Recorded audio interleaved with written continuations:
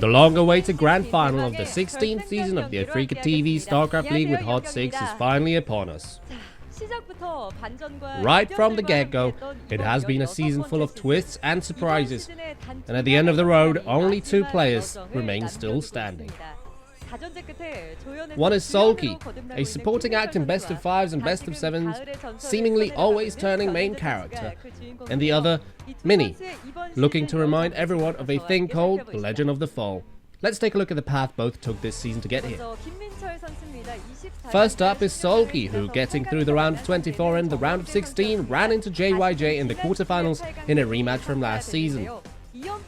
Things looked rough towards the start, but SoulKey managed to turn the series around with a reverse sweep to move on to the round of 4. Once again, a series that went the distance. SoulKey took down Rush with a 4-3 in an ever so closer match and advanced to the finals. And as we move on to Mini's record, his round of 8 opponent was none other than Sharp. Dropping the opener, Mini scored 3 in a row to move on to the semi-finals with a 3-1 score. A dominant showing from the Protoss in the round of 4 again, with a crushing victory as Mini earned himself yet another grand final appearance. Today will be the 3rd time ever that we've had a Zerg going up against a Protoss in the grand final of the ASL, following the Vant National Star League and Season 11, who indeed, which player, which race, will rise to claim the mantle of champion this time.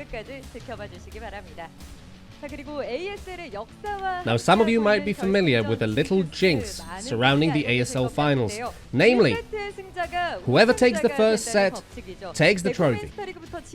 A rule that is yet to be broken. It has come to fruition every single time, starting with the National Star League season all the way until last season, Season 15.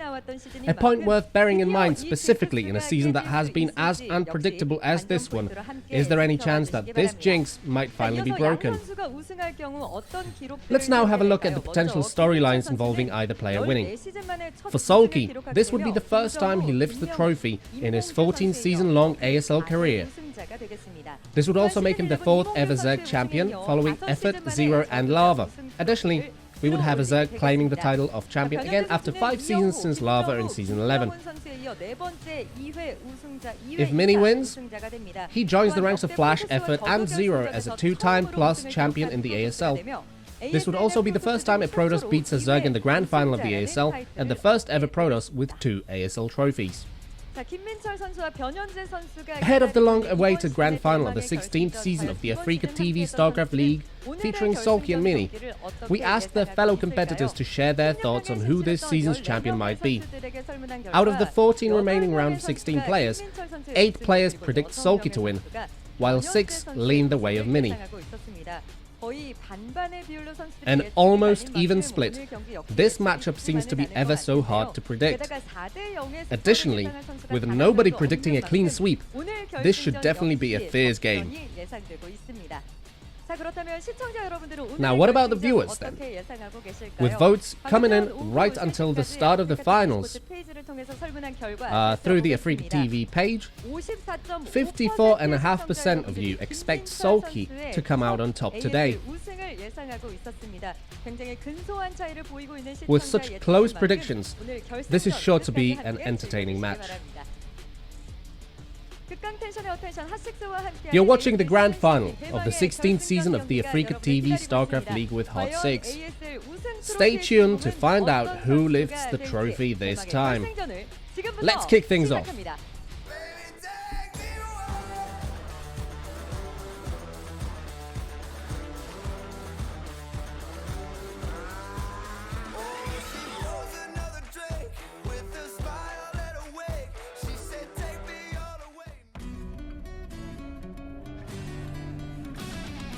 마지막 팀은 변현재 대놓고 더블 2연패. 아까는 페이크였는데 이번에 진짜 쉴 시간을 주지 않고 몰아붙이는 이 연계 플레이 전면 계속 이어지죠. 사람 미치게 만들어요. 정말 불러 맺히고 싶은 그렇죠. 이걸 이상하다가 이렇게 들어와요. 아니 이상하게 들어요. 변칙적으로 상대방을 올가매면서 아무것도 못하게. 정말 악마 같은 플레이. 이건 멘탈 깨집니다. 심리전 경기 운영 컨트롤까지 변현재식 견제가 성공하고 있습니다. 변현재 클래식이죠. 시그니처 플레이가 좀 나오고 있습니다.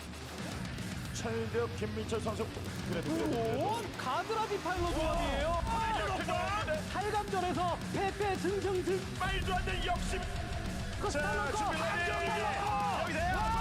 맹공이 좀 이어지면서 처음에 한타 병력 막는 연습은 옛날에 발패를 든 것이 아니라 무기를 꺼내 들었어요. 앉아서 기다리는 것만이 수비가 아니다.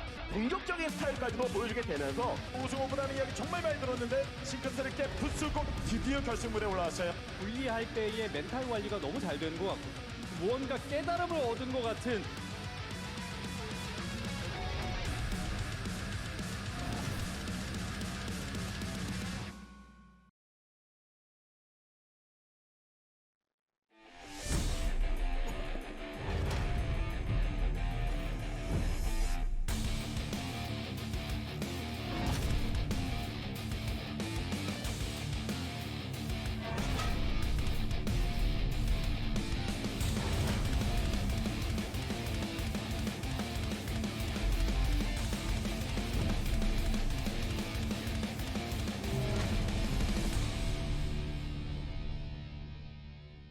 SoulKey.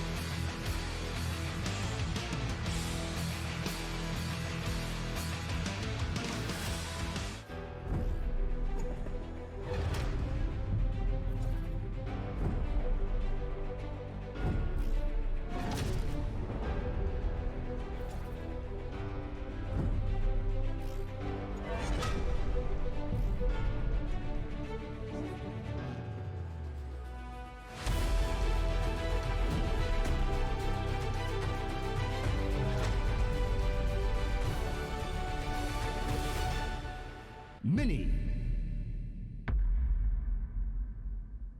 Hold on to me. Hold on to me. Hold on to me. Will through life, break through death. Hold on to me. Hold on to me. Hold on to me. Will through life, break through death. Don't let go. Don't let go. Don't let go.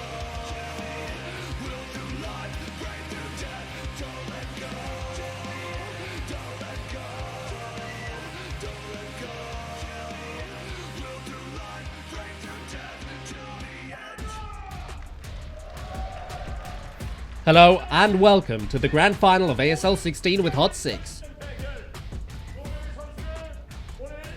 A grand final match that broke all the ASL jinxes. We have our two players now standing at the pinnacle. SoulKey with a score to settle, and Mini with a grin on his face. Today, right from the start, you've been grinning and laughing and smiling, Mini. Is seeing SoulKey what's making you so? I think it's cause I'm probably going to win. Now hang on, you're standing in front of this iron wall, SoulKey, who's overcome such hardships and turned things around time and time again. Are you not scared? Not one bit? Well, he's made it here, but he's had some trouble, right? Now, I got through my matches with ease. So not a wall made of iron, but a wall made of honey then? Yeah, he got lucky on his way here. He got lucky. Wow, SoulKey. All your colleagues and the fans rated you as highly likely to make it here. But throughout my casts, this is the first time I've seen Mini this happy. What do you have to say to that? 보면 알겠죠. 근데 저는 8강, 4강이 Well, it might have seemed like that, but he lost some too, though. 생각했었어요. It'll become obvious today, but I personally thought of the round of 8 and the round of 4 as my finals, so I'm not too worried about today's game. I see. So, contrary to what everyone thinks, and seeing how Mini is the last standing Protoss, 그 전에 저 did you 만났으면 expect him 떨어졌겠죠. not to make it into the finals at all then? Well, if we had met before, he would have not made it into the finals. So you both got lucky on the way here. Middle of the road Protoss. We've got a wall made of honey and a lucky Protoss. I mean, I would have been confident meeting anyone in the round of 4 or round of 8. If it had been SoulKey, I think he wouldn't have been able to make it here. In any case, it is his first time making it through to the finals too, so... I mean, you're smiling. You're still smiling, Mini. Ahead of today's game, you said you keep thinking you're going to win. When practicing and having your makeup done, you couldn't stop smiling still. What score do you expect today? There are maps I'm confident with both towards the start and towards the end of the series, so regardless of what happens, I should win today. Regardless of what happens, so if you take the first game, if I take the first game, it'll be very easy. But SoulKey gets the matchup he wants. He's overcome difficult obstacles to get here. He's shown good form. What is making you so confident here? I always considered SoulKey to be the most demanding of all the Zergs, but then anytime we practice for the ASL, and then I look at his games in the ASL, he always plays different. It's not the practice SoulKey that shows up. He always seems short-tempered and rash, so I guess that's something that will need to be reined in today. Oh, so disregarding practice and just playing games impromptu, it seems that Mini considers your style somewhat insecure. What do you think about that? It's because I did that this time. I managed to get to the finals.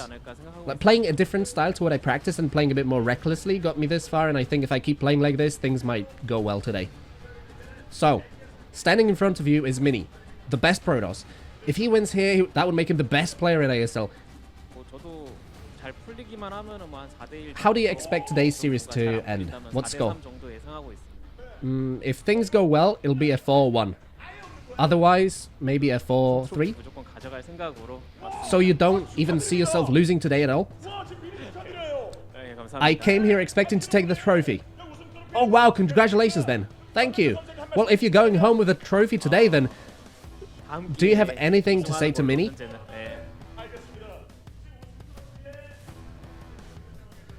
Try your luck next time, Mini. Next time, okay. Mini, it seems your expression has gone a bit sour. Hearing SoulKey is sure to take the win today. Do you have anything to say to him? The heavens are on my side, and I'll win today.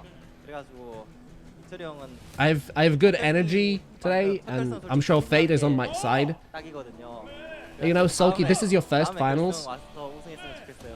Just count this as a win and try to go for a championship next time. A runner-up prize is a good fit for you this season. What do you have to say to that statement, SoulKey? Some players do well, some not so much. I'm one of the former, so I'll win today. Got it. We have a lot of fans eagerly awaiting this grand final between the two of you. Please give a warm round of applause as we start this match to crown this season's champion.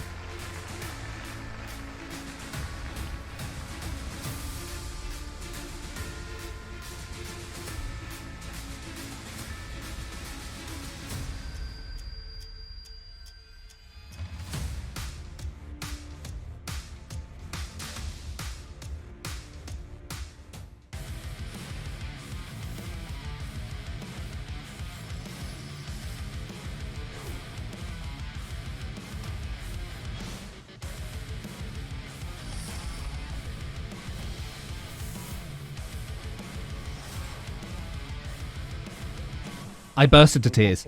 I teared up a little right as I won. These were emotions I had not felt before. The round of 4 and the finals kind of feel different. When I won in the quarterfinals, I felt relieved and happy. But when I won in the semis, I thought I was going crazy. My hands started to tremble all of a sudden. It was a first for me. 날개가 떨어져요. 추락해요. 추락해요. 선수가 다시 한번 결승진. This is the 4th time I've made it into the finals. I didn't expect to advance with a 4-0 victory in the semis. It feels ever so rewarding, that kind of a crushing win. I believe in the concept of energy and spirit, and a lot of Protoss players dropped out earlier throughout the season, so when everybody started to cheer for me, I felt I have a good chance to make it into the finals. It's time for me to play the main role. All I can think of right now is that first place finish. Should I say I have butterflies in my stomach? It feels like I'm back to my 20s again. 이몽규 선수가 지금 이어지는 공격. I kept hearing, "You lost, but it was a good game." I hate that. Losing in itself makes me fill up with anger, but these words of consolation that I played well don't bring any respite at all. Anytime I perform poorly online, I instead get into the ASL finals. I get humbled when games don't go my way. I start paying a lot more attention to the builds I use, and the same thing happened this time. I'm not doing well online, but instead, offline, doing really well. When I lost that first game to Calm in the round of 24, I was confident I could still make it through in 2nd place, but lo and behold, I had to face off against Rain in the decider. I heard this thing once, whoever beats Rain wins the season, so I was ever so pleased with that win, even if I felt sorry for Rain. Getting out in 2nd place in the round of 24, I thought, thank the heavens. I'm not very confident with the round of 24 and the round of 16. I've lost plenty enough in best of ones, just like last season, where I got eliminated in the round of 24. I keep letting pride get in the way, get hit with the timing, and lose many best of ones. This time around, though, I was more daring with my own builds, and I think that helped me advance.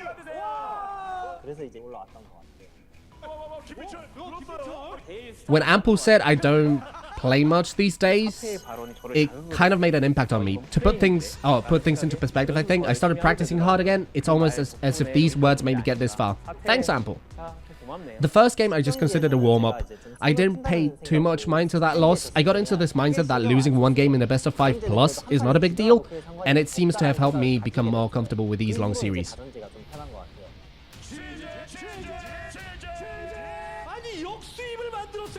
I actually wanted to meet JYJ, but as soon as we started playing, things got really difficult. I was down 2 games and thought, is revenge this hard? I made the extreme choice to go for a 9 pull in game 3, and through that game, I gained a lot more confidence in playing a longer series. I place a lot of importance on mind games. I tend to win against people I've already beaten. That match went smooth.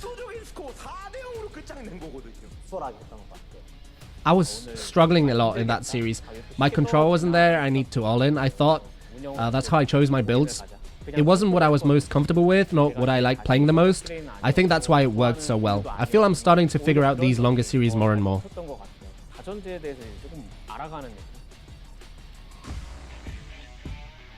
I actually used to do well against Mini. I still have those memories of Mini being helpless in games against me. That image is still in my head.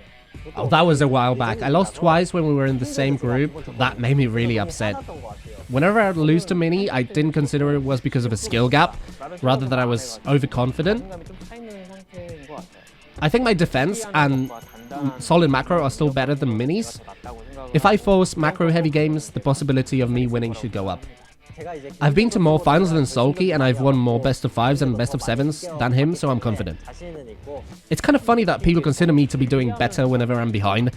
I seem to be focusing better in those disadvantageous positions, so if I fall behind and Mini gets too cocky, that paints a good picture for me pulling a reversal today. SoulKey always does these brazen rushes when we play in tournaments, as if he can't control himself. I'm going to try and get him riled up with my play, to throw him off his cool. If he plays dirty, I'll play dirty too. If that's the name of the game, then so be it. Well, maybe I'll win with a 4-1. I want to avoid going to the last map, so maybe a 4-2. My friend, this is your first finals, you'll be happy with the 2nd place. Mini said he also took 2nd place when he played his first finals, but this is not my first finals ever, just the ASL. So Mini's mind games don't faze me at all. Let's play fair. To all the fans who showed up today and everyone watching at home, please send me your energy so I can win. I'll become a 2-time champion today. So as not to make my fans worry, I'll deliver an easy and refreshing feeling victory today. I'll definitely win.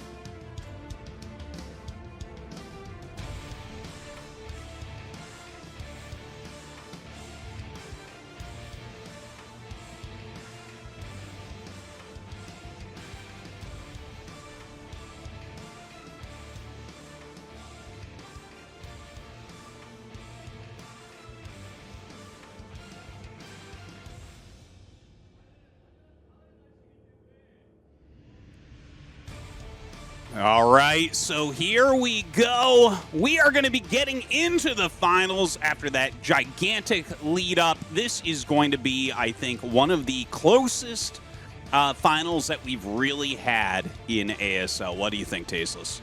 I am so excited. I think it's so hard to call. We saw the polls earlier, and I mean, it's neck and neck, right? It's really up in the air who could take this. It's going to be huge for whoever does manage to win. Obviously, Mini would be winning yet another ASL, which is a very rare thing. Few people ever win any ASLs at all. He might be able to win his second.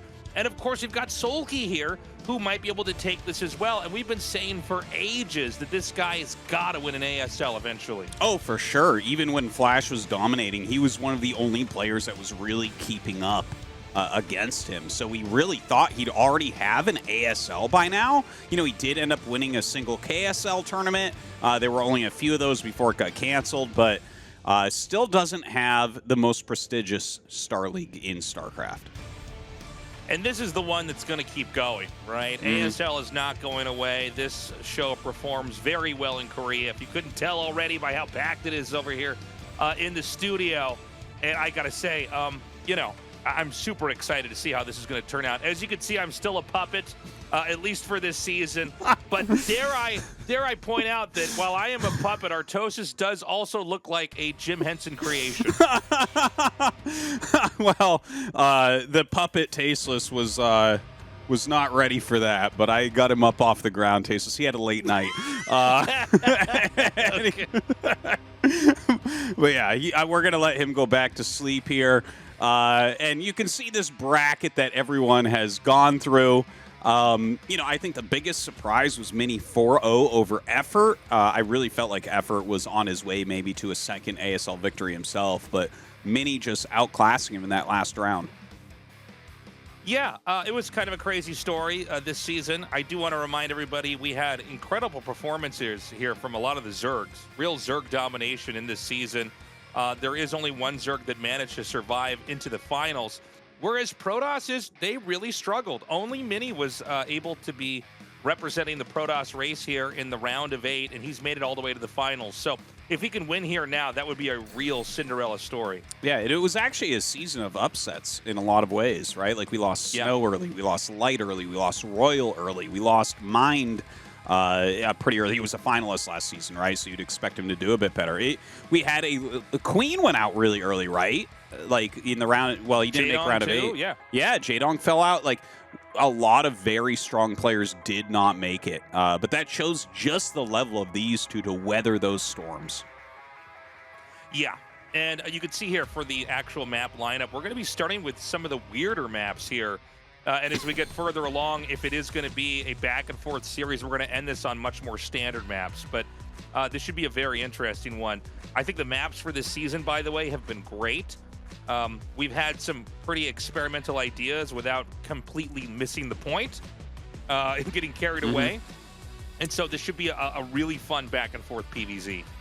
Yeah, I'm very much looking forward to it because I know, Tasteless, that we're going to see builds that we don't normally see out of Mini here tonight. You know, he is the best. He's the best prepper that Protoss has, man. You know, he's really got like build orders and timings that no one's really seen that he busts out in important matches like these. So I feel like this is going to be a great night to learn some great like one-time build orders for Protoss versus Zerg. Yeah, he's been very good at prepping. We've always described Mini's playstyle as very abusive, and SoulKey's playstyle is absolutely as wide of a range as imaginable.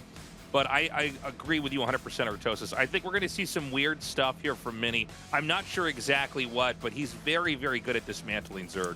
Yeah. Look at these stats, by the way. Like, both of them having their best win rate against the opponent's race. That's kind of crazy. It's very fun to see something like that actually line up. Both of them having absolutely outstanding win rates and tons of games played. Look at that, 158 games and 137 games in ASL. That's like, I mean, we have pro gamers that are so strong that have played like 5 games in ASL, you know? So yeah. The fact that these guys are up in those numbers, you can see just how consistent they've been over the years. Yeah. Yeah, it's it's going to be, oh, dude, I'm just so hyped. I just want to move through all these graphics and just get into it. I've I been so know. excited for this. I've been thinking about this all week, just how exactly this is going to unfold. SoulKey, again, he is a guy who is not afraid to cheese. He's very hard to pin down on how he's going to play on any given map. You know, he can do straight up standard play, a lot of these alternative styles. You know, he can cheese.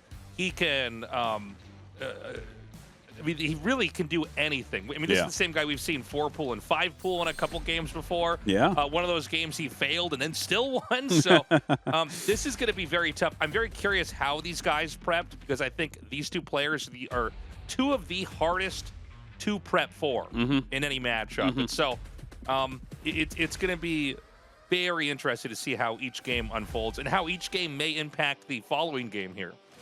Indeed, and you know, looking at some of these stats as well, very impressive stuff. Like we can see Mini here, like he's only lost a couple best of 5 or better matches against Zerg, just against Hero and Larva.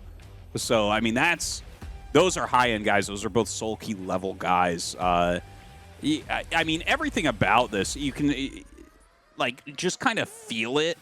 You know, from the interviews that they've given, from the games that they've played. It feels like a perfect finals, you know? Why does it say memo at the top? This is just so funny to me. This is, you know, if you've lived in Korea as long as Tastosis and I had, like, every once in a while you'll just see a word thrown in English where I'm like, nah, that probably is not, you know, dude, not exactly what's going to help here. But it's not technically wrong either, but yeah. No, I know. It's especially funny when they combine words together, and it's like, yes, you know, anything, and then story, and you just put Tori on the end of a different word, and it's like, oh, it's like, this is SoulKey Tori here. It's like, no, guys, come on. Like, yeah, in the Korean language, you can like combo words together, and it sounds good. I guess German's a little bit like that, but like in English, it's like, nah, that doesn't work. Or if it there's only a few times when that would ever work, and this is probably not one of them. But anyways, I think this is going to be a long finals. I think it's going to be crazy dramatic. If the games are going to end early, it's probably going to be with a Zerg cheese. Although, I mean, maybe Mini will bring back the 2-gate. I mean, most of PvZ, it seems like the Protoss, unless it's a cannon rush, which is kind of a whole different story. That's sort of, you went for Forge first and they happen to go for Hatch first. You go, all right, we're going to do this. But other than that, generally Protosses don't kill the Zergs right away. But 2-gate's basically been, I mean, and when I say 2-gate, I mean gateways in the center of the map or just adjacent to where the Zerg is. That's been kind of out of style. I feel like it's been maybe 3, maybe even 4 years since that was a more common thing. So we'll see if Mini brings that back over here.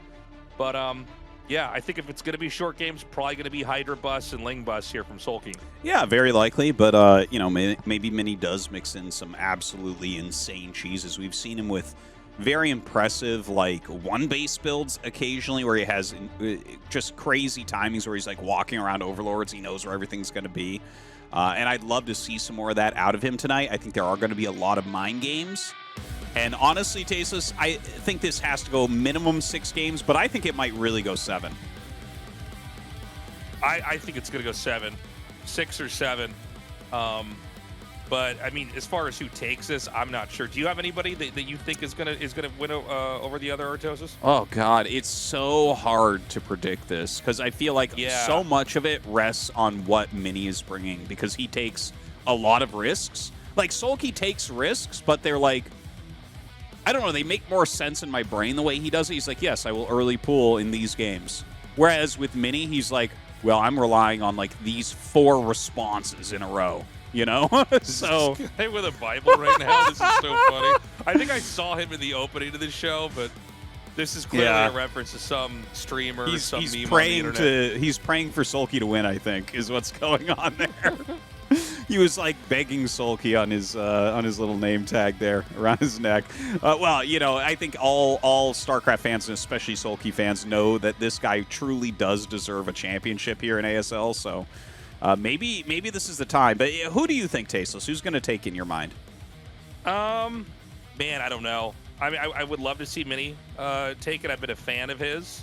You know, since we saw him Well, honestly, Artosis, since he had that shuttle that died to the Corsair that's streaming at the middle of the map, I've been a fan. But to see how far he's come from that moment, and of course he's much more of an emotional player. As this sign exhibits right over here.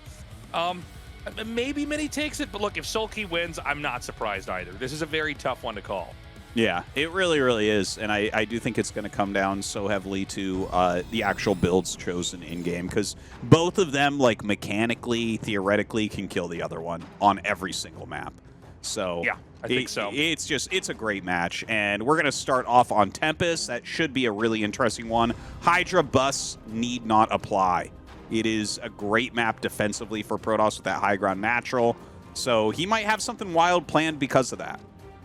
Yeah, there should be a lot of corner cutting here if we go into a standard game here. Tempest is a map very different from the rest that we have in the lineup. We'll be unpacking that map a little bit more for you guys as we get into this game. But we're finally here, guys. This is the finals of the ASL Season 16, SoulKey versus Mini. The winner will be the champion. Let's get into this. Let's go.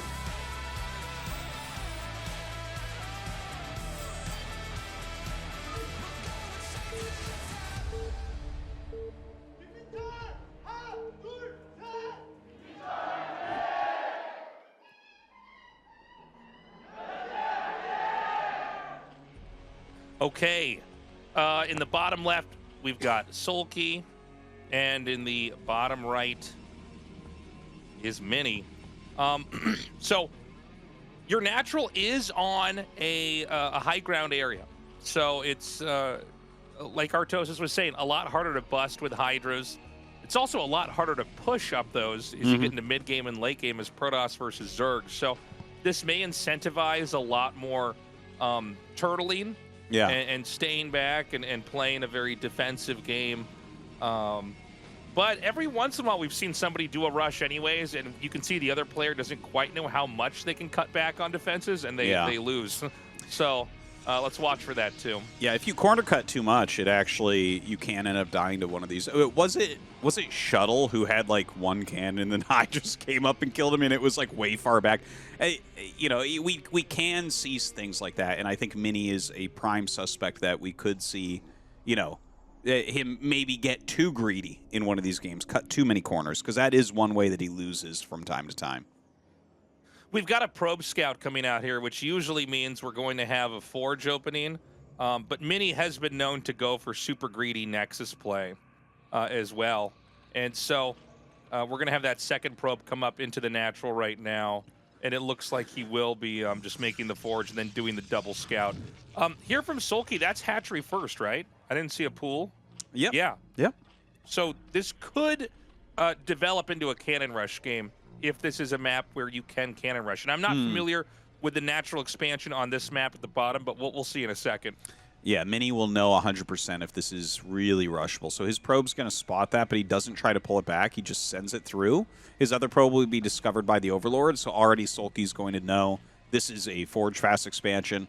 And, because that's the only time you're going to see double probe out in the map. And so that'll have him keep, I think, a drone kind of looking towards any sneaky possibilities here from Mini. And Mini seeing that, the pool is a little bit late. He knows he can get his Nexus up pretty quickly and probably squeeze out maybe even a gateway before he gets that cannon here. Well, the other drone, a couple of them actually moving out. I was going to say, I don't think SoulKey will take one of these central bases. I think he takes another natural because, as you said, it gets really hard to actually push uphill into a defensive position. And SoulKey is one of the best players in the world at taking another natural and playing a turtle to 4 base hive game. Like, he is extremely good at that against Protoss. And keep in mind that Mini, in his last big ASL victory, he did it off of basically delaying cannons as much as possible. This was a guy he would wall in with his core a lot of the time. Sometimes we'd see a Stargate start before the cannon was even put down here. So I definitely want to keep my eyes on the lookout for that, because that could be another type of play that we could see him try to leverage here this time around. So there's that delayed cannon. And we're going to see that tech come out pretty quickly here. We're going to see the cybernetics core thrown down By the way, I think that's so late. Technically, a Ling could run up and hit that cannon, but it's not going to happen. Yeah. If I'm seeing this correctly, just watching that Zergling run up on the map. But, this is one of those moments where SoulKey basically doesn't want to hinge his strategy on, maybe my opponent made a mistake, so he's just not bothering to attack. But I do believe technically the Ling could have run by the cannon if he wanted to. It's one of these funny situations that actually do occur where if you put a B rank player in control, they suddenly beat the pro gamer because they don't realize that it doesn't make sense to do that. But SoulKey does. Make 8 Zerglings and go across the map and kill it. Yeah. Man, it's a funny thing that you can see sometimes. I think a lot of fans that watch that play the game, they're like, I would have killed that. It's like, yeah, but I mean, he would have known that you're playing and not, SoulKey, so he would have been more careful about it. He wouldn't be doing this against you. Yeah. Definitely means something. But he does have a fair amount of Zerglings still kind of chasing that probe around. It looks like the Zerglings are going to move forward. It seems like SoulKey. I mean, that's more Lings than I expected this early, don't you think? Yeah, it's a lot, and it looks like he might be trying to run up here. I mean, Ling's speed just finishes. This is a wall, right? Yeah. I was going to say, it doesn't look like anything should fit through there. Dude, that wall is tighter than a pair of yoga pants. What is he doing with this many speedlings right now? Yeah, it doesn't seem like he's going to get that much done. There's even still a scouting probe out on the map. He needs to intercept that before that can get in there. And it looks like he does finally kill that off.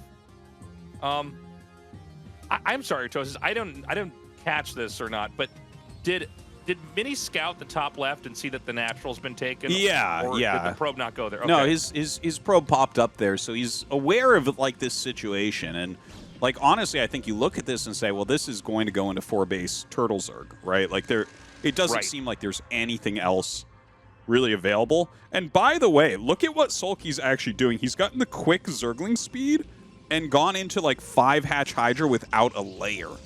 That's interesting. Yeah, Double Stargate against it, Tasteless. Okay, so this is crazy.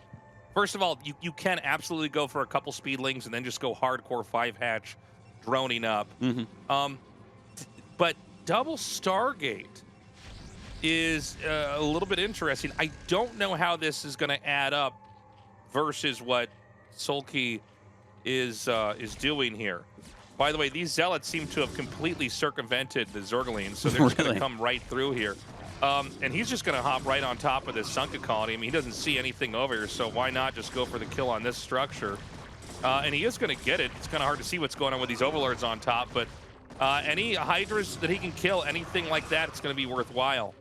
Dude, actually, I got to say, I think that those Overlords were completely purposeful to make it so that he could not target if he came in and attacked the Sunk. Like, he could not focus fire down drones. Like, that was actually...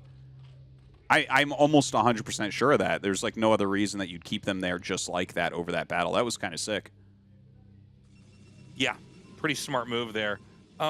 So the Corsairs are out. Now, I guess what I'm struggling to wrap my head around is what exactly can you get done in a position like this? I mean, generally speaking, double Stargate Corsair is to try to completely shut down Mutalisks.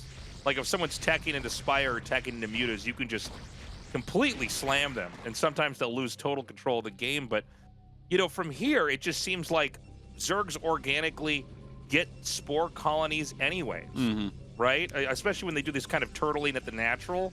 And by the way, Artosis, he just abandons production on both of those Stargates. So this is basically like, I think he was trying to hard counter Mutas, saw that this is in fact not that at all, and has completely walked away. He's sticking with 5 Corsairs, and that's it. Well, I think Mini's theory here was very good, because when you get a map that looks like this with very turtled natural bases, like a Spire opening makes a lot of sense. It gives you a lot of flexibility, a lot of options. So, he's trying to hard counter that. He's trying to get an advantage. And SoulKey just was like, no, screw it. We'll play against what's the strongest here. And, I think that does give him a slight edge. But, if you make the Stargate and then you kind of stop using it, it's like, okay, that wasn't that expensive a mistake. It's not the end of the world. If he was trying to go up to 11 Corsairs still here, that would be terrible. But I feel like he's still okay. Yeah, I feel like I'm learning as I watch this. Like, I guess 5 is the number to walk away with. if you're not going to be countering anything directly. He's going to go now into Zealots with speed. He's getting Psionic Storm, no doubt. And he's, for the time being, basically against a turtled up layer Zerg here that does have the Spire tech available, but isn't going to do that much more with it. The speed lots are going to come up, but this is such a well-turtled position, I just can't imagine he's going to get in anywhere. Yeah, it's going to be a little bit difficult. Like, you have to actually break down, like, the evolution chamber, I believe, right? Because that gas connects to some doodads on the bottom. I'm pretty sure you can't fit in there.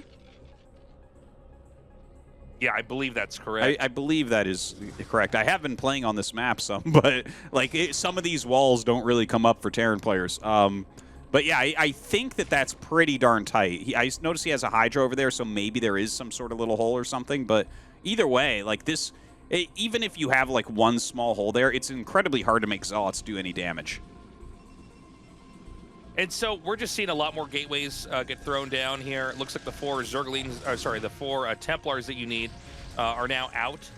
And, you know, one of the problems for the Protoss in this position is there's not a whole lot you get to do, right? You're making this army, but there's really nowhere you can attack. A third base that's at one of the more normal locations is usually a much better target to try to hit. But, you know, when you play against a Zerg who's doing what SoulKey's doing, you basically have 2 sealed off locations that you can't engage with at all. And, of course, the Zerg gets the 4th base for free. Now, you know, you can try to expand a little bit sooner with this. You can also try to push and use a shuttle to drop Zealots or Dark Templars into the main.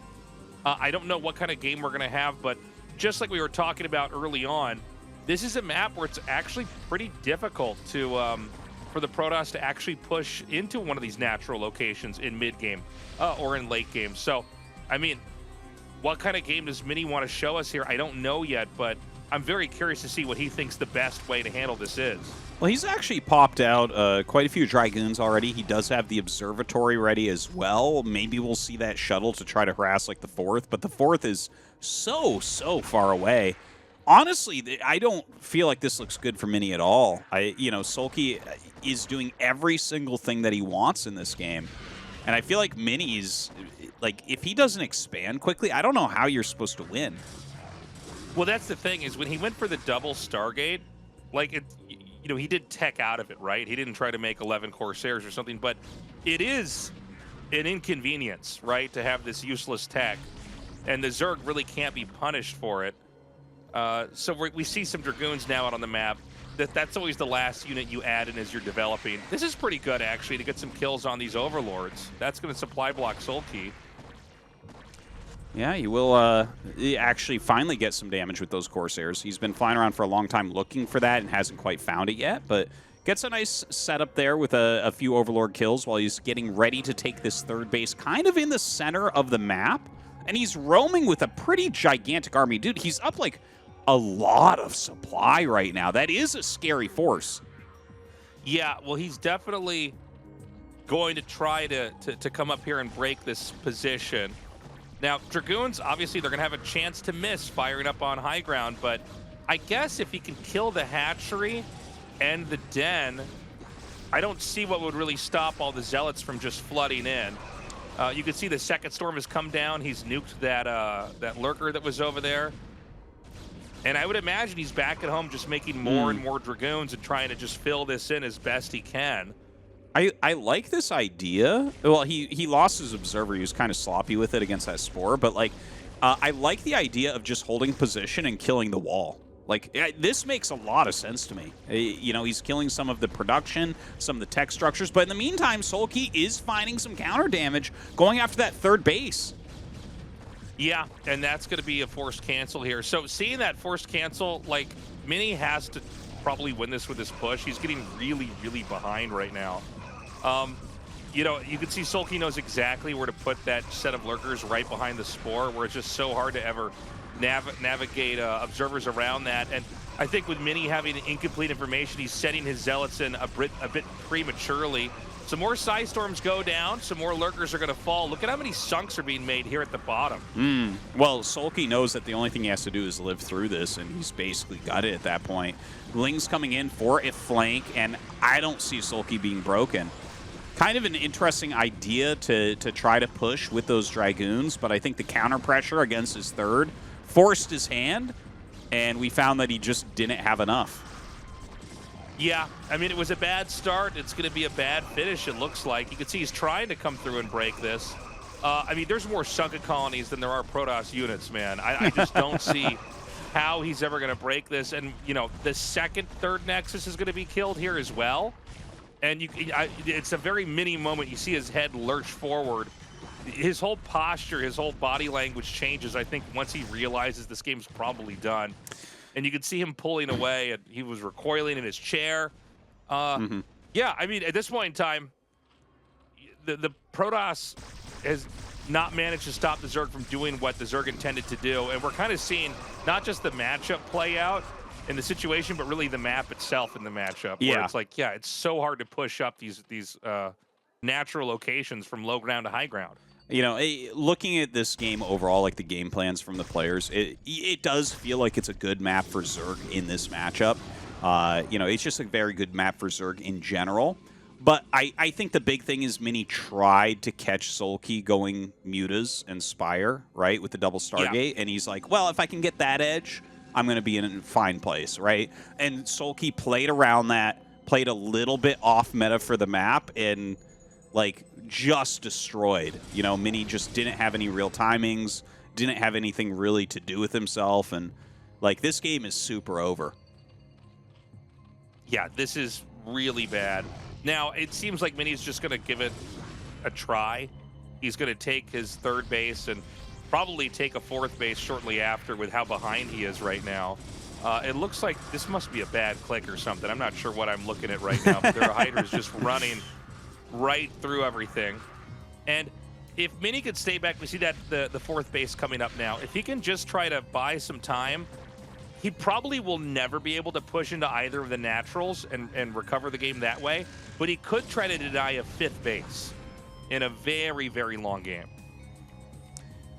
Okay. Yeah, no, I see what you're saying. That is true. Like, it will be a lot harder for SoulKey to take that fifth, but I feel like the actual army, like, Mini's already lost an entire, like, army, right? Like, all of his High Templars and everything got eliminated. His Dragoons all got eliminated. You know, so it doesn't feel to me like, it's like, okay, well, macro up, try to deny a fifth, but SoulKey's macro is doing very, very well, right? He's within 15 supply right now, and it's 4 base against a brand new third. So it's still going to be a very big uphill battle here for Mini. But, I mean, look at the size of the army he's put out again. Like, he's definitely playing well mechanically. Yeah. The third base is finally going to have the gas finish up at it. Is he going to actually try to push up here again? I'm a little bit surprised by this, but because it just seems like if he does this, the counterattack is 1,000% going to come back and hit him. Maybe he's thinking that because there's no wall this time, that he can actually just charge his way up. I mean, the Zealots are doing a lot of damage to these Lurkers, but I'm seeing so many more fresh Lurkers come in here. And I mean, it's just sunken colonies behind sunken colonies behind sunken colonies. It's just such a impossible position. I guess if he could wipe out the 2 sunken colonies above the hatchery, maybe he can perch Dragoons just nearby the ramp and then try to eventually hit the hatchery from there. But with it, yeah, that's going to be it. GG, a disappointing game 1 from Mini, and SoulKey takes the lead. Yeah, that was a tough one for Mini. You know, maybe if he catches SoulKey going for the Spire, he has for sure he has a better game with his double Stargate. But even from there, everything was kind of going wrong for him. SoulKey with a better plan for the map than Mini. But again, that map, very, very good for Zerg overall.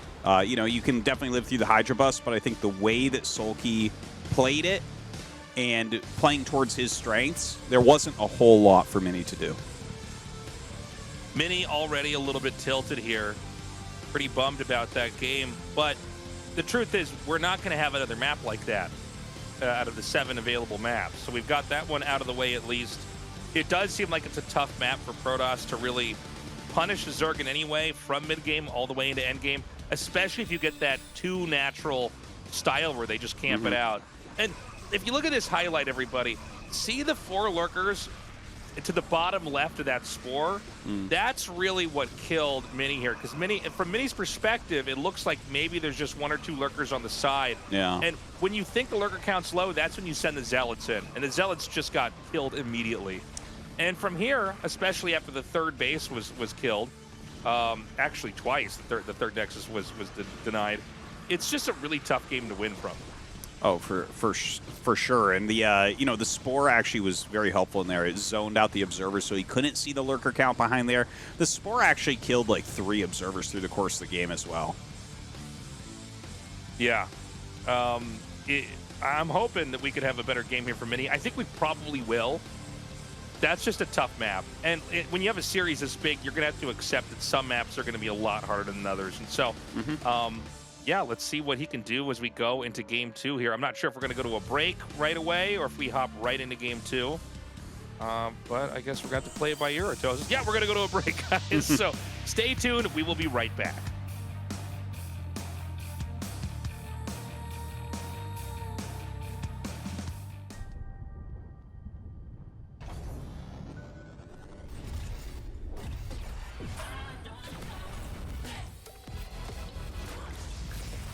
우주급 텐션 최고의 토킹 핫식스 토킹.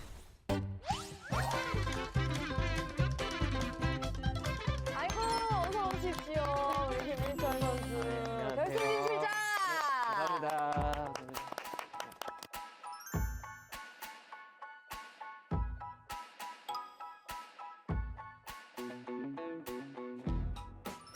아 우리 김민철 선수를 드디어 ASL 결승에서 또 만날 수 있게 됐네요. 참가 몇 시즌 만에 결승 진출인지 혹시 아세요? 14시즌인 걸 알고 있어요.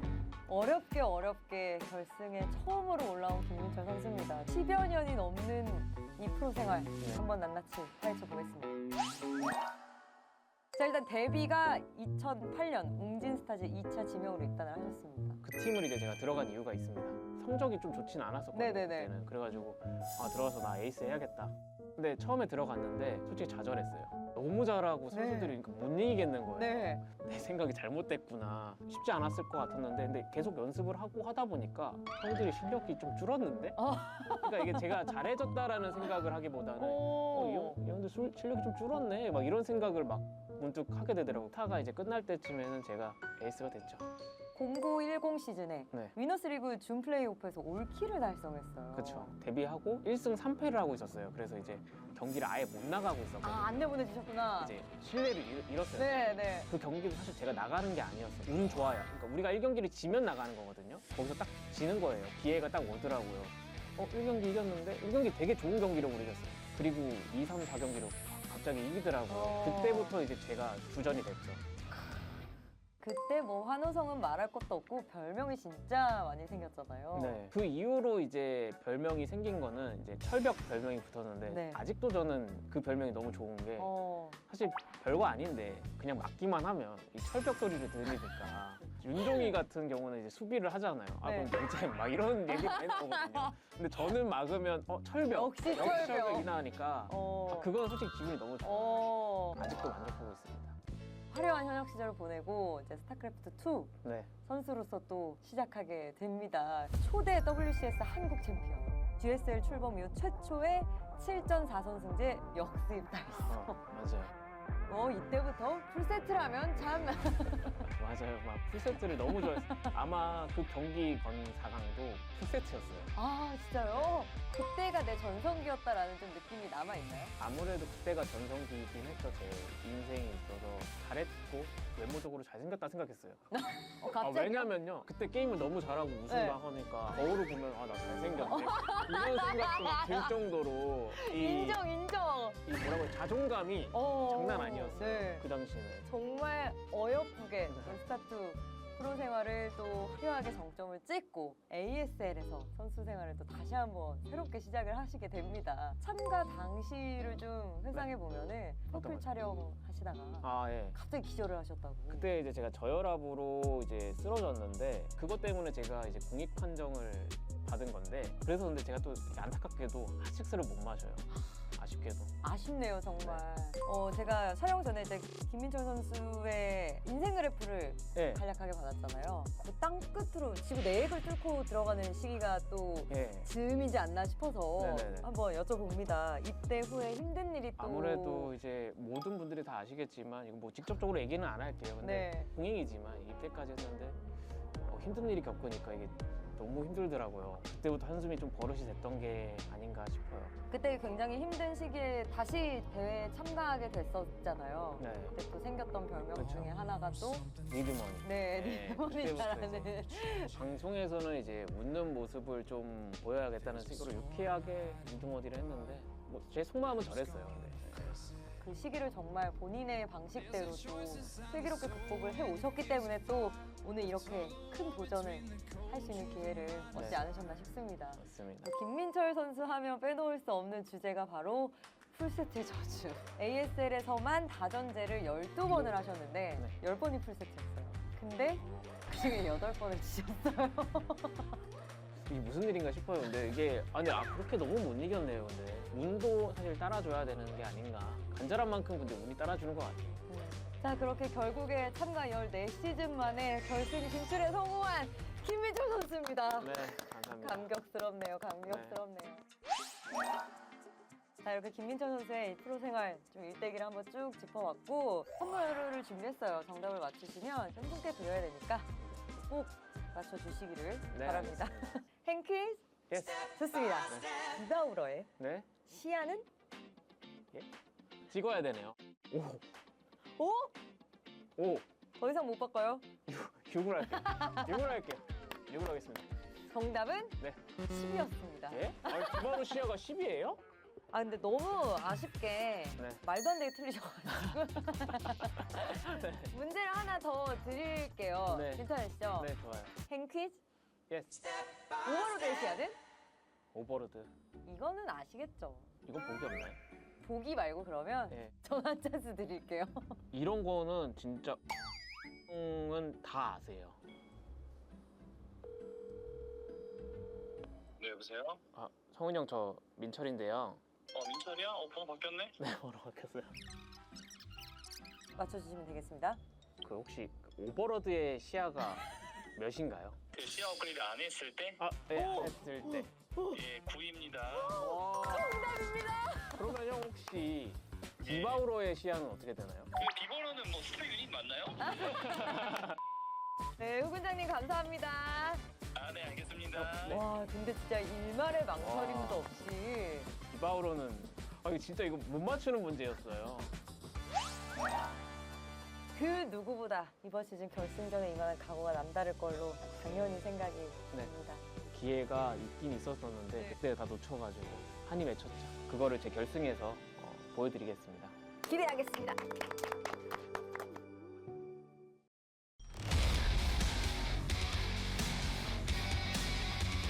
Welcome back, everybody. Thank you for waiting. We're going to go into Game 2 now in this best-of-7 finals of Mini versus SoulKey.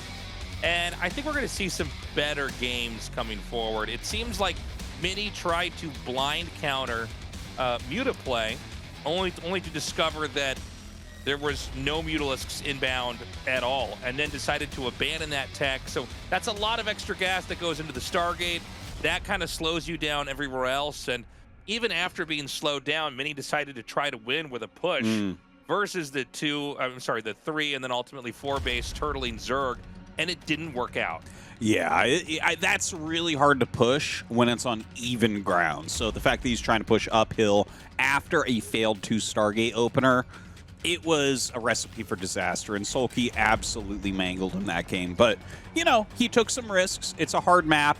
I don't think that game's indicative of the series overall as to like the direction of it, right? I still feel like Mini absolutely can win. But as far as builds go, this is the type of thing that I'm looking for, is which build is going to counter which build from these two. Because I feel like we are going to have a few more games like that where someone takes a risk and it just works really well or doesn't work at all. Yeah, I mean, I don't know. It's a weird map. You got to toss it aside and go to the next map, which, by the way, another one of our winter maps is in map 2 here. La Campanella. this is going to have a lot more island play if we can get into mid-game and late game. And speaking of which, it looks like we're actually ready to get into this. This is game 2. Right now, SoulKey with a 1-0 lead over Mini here in the ASL Season 16 finals.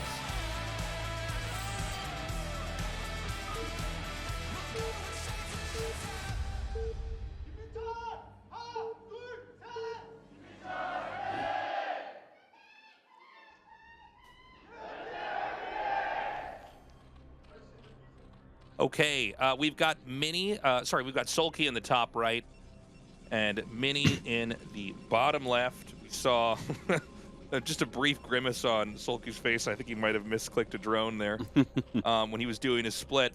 Guys, before we get into this cast, we just want to do our plug here real quick and say, if you want to support us and the ASL English coverage and keeping the history of StarCraft alive, go to patreon.com/ASL English. We would not be able to do this without you guys. We are actually, for ASL, only making money from viewers who are supporting us through Patreon. Yeah, thank you so much, guys, for the support over the seasons. We have quite a lineup of people here. But yeah, thank you very much, guys, for that. And, you know, it's been a wonderful season. And honestly, ASL just keeps getting better. Like, StarCraft 1 just keeps getting better, which is blowing my mind. Honestly, even I didn't think it would be aging this well. You know, I always kind of knew I'd be playing this game forever, but, like, I look at the place that we're in right now and how beautiful the game really is and how competitive it still is and how quickly the metagame still changes, keeping it super fresh. It's amazing. Yeah, it's funny when... you know, Tastosis and I basically took a huge break from StarCraft 1 right when StarCraft 2 came out, obviously, because there was so much casting and so much stuff to do, that when they brought ASL back, Tastosis and I were both so caught off guard by how different the meta was. I had, for some reason, imagined it was going to stay just where it left off. Yeah. Not the case at all. And as every year passes, we see new ideas and new play styles, and yeah, it's been a treat to cast. Ooh, look at this. Oh, I love it, Tasteless. We're definitely going to have some sort of cheesy play here. He has that pylon. He has the probe behind. So probably going to jump some drones back here. Well, here's the thing. He's not making a forge. I guess it's a fake and he just wants to trap multiple drones back here, maybe? Does that make sense at all? Yeah. I think it does. Now, I think if you get him to send 2 drones back, right, there's going to be some microing going on, but he can hop 1 drone back easily. The other one could wait, or maybe this forces SoulKey to take his 3rd base here. Yeah, I'm not. And that would destroy. Really sure. And also keep in mind the pylon finishes too, so it's like that's 100 minerals that's going to be gone. And now he has 2 drones stuck back here, but can't you just jump 1 through? Yeah, you can jump 1 through. And look at this. He's, like, harassing the drone as it goes back. Like, Mini's extremely good at these moving shots, as you can see. Holy crap. Almost kills that drone. Might actually end up getting it. No, SoulKey with the nice dodge there, and some lings are popping out now. So that might be it for this. Now, with 2 lings out, you know, just like game 1, normally the cannon has to start as the Zerglings hatch, but the forge isn't done just yet. Okay, so it just now starts, but I gotta point out, man, Mini is really cutting it close with you know, when his forge finishes and his cannon starts. It makes me a little bit scared for him. It would be brutal. I think the most painful loss for a Protoss is if lings can get there before a cannon finishes. Oh yeah. Which every once in a while you'll have a game where something weird happens. There's and things got delayed by a few, you know, a fraction of a second, and then you can be punished. No, absolutely. That exists, I think, in like every matchup. Like the Reaver drop flying over the turret as it's finishing, the Muta's getting there right before the turret's finished. You know, anything like that, you're like, oh damn, I'm really screwed at this point, and that can be super frustrating. But Mini, like, this is his superpower, is cutting things super close but having it ready. So I'm kind of just going to trust in him here. The one thing I'm really wondering about is that initial harassment. Did it do what he wanted? Like, I wonder if, you know, if you can make someone take their 3rd hatch there, there's not going to be a Hydra bust, you know? And maybe that opens up. A good point. Maybe that opens up like a quick robo build? I don't know, man. I don't know, Tastosis, Yeah, you're the Protoss. What are you supposed to do with this?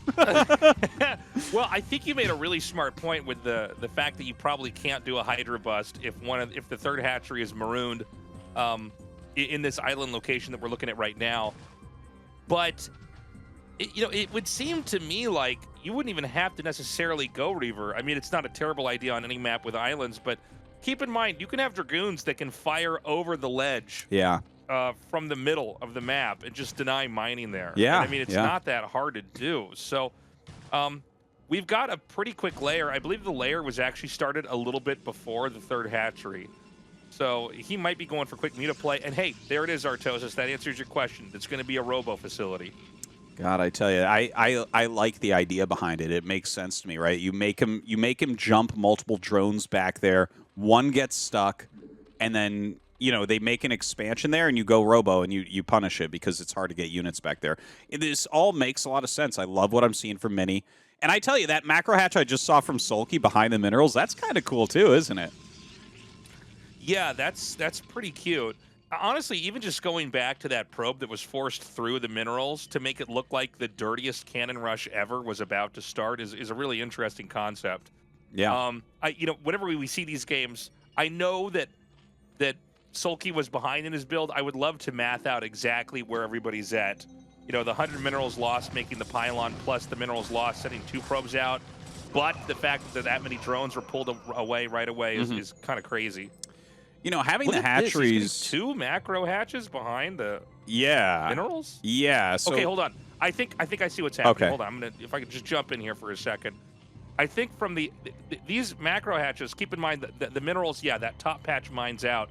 But these are macro hatches where if the Corsair comes through, it might look like this is going to be like mass muta, like Ogre Zur Gamer. Oh. Because you don't see the macro hatches. Oh. And you see the second Could that gas. be what So it look, is? Yeah. So Huh. if I'm Protoss and that was my Corsair and I lost it to a Scourge like I do every game that I stream, I would say, oh my God, he's going to mass muta me. But in fact, it looks like it's probably going to be just a Spire and then mass Hydras behind it. Yeah. Does that make sense? Yeah, no, I think it makes perfect sense because he forced the second Stargate and he actually killed the Corsair. So Mini is in a little bit of panic mode. He's going to be going Corsair Reaver off of 2 Stargates. And the fact that SoulKey hid that... And by the way, when they showed the vision and you could see the creep still, that's not actually true. There's vision bugs with watching games in this, just so people know. Right. Like, he did not see that creep. He does not know those hatcheries are there. But yeah, that's kind of brilliant because SoulKey is getting a similar position to what we saw in Game 1, where there's going to be all these Corsairs, and they literally aren't going to matter because SoulKey doesn't care. He's going Hydra. Yeah. And when you start to suspect that they're going to try to clobber you with mutas, you don't scout with your Corsair anymore. You stay back and you brace for impact. Yeah. And you can see he's got the double Stargate. He's continuing to make mass Corsairs. Now, just a couple of cannons and Reavers can hold off a comical amount of Hydralisks. But, I mean, SoulKey with a pretty big brain play has really, I think, thrown Mini off here.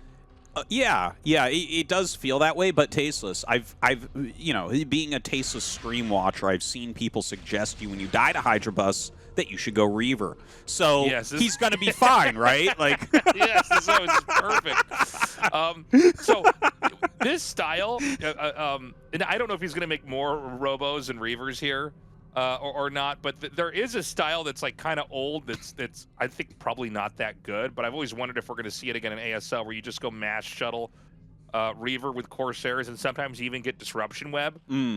Normally what you do is you get Reavers, get enough Corsairs, and then you make a ground army with upgrades a little bit later on. I would love to see that, honestly.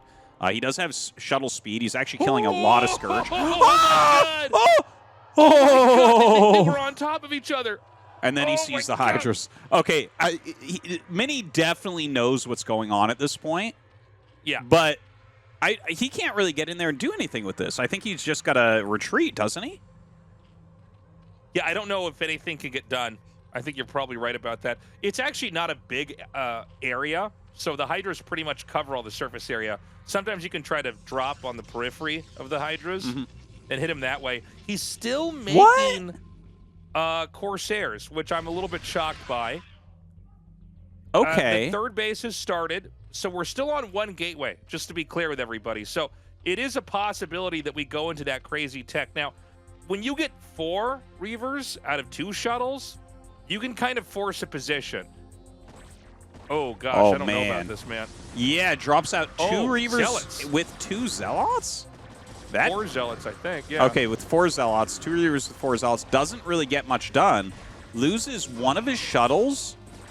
Like, I think he has just 1 Reaver left there, right? Okay, so, well, he gets, like, 1 good shot on the drones, and, I mean, the Zealots, I guess they kill a couple Hydras, but doesn't feel like it's going that well for Mini. No, the problem is that the Hydras are so high in number that there's no position the Reaver can actually hold. It looks like he's going to drop here, but I mean, this should just get chased away, right? Yeah. This is only 10 HP on the Reaver. Now, in a second here, we're going to see, is there going to be more Robos or are there going to be gateways? Because we have 3 functional bases, and it looks like the standard tech is going to start here. But, you know, I worry a little bit. It seems like with these Overlords coming out, a drop could come in here. Yeah. He could even try to push at the entrance.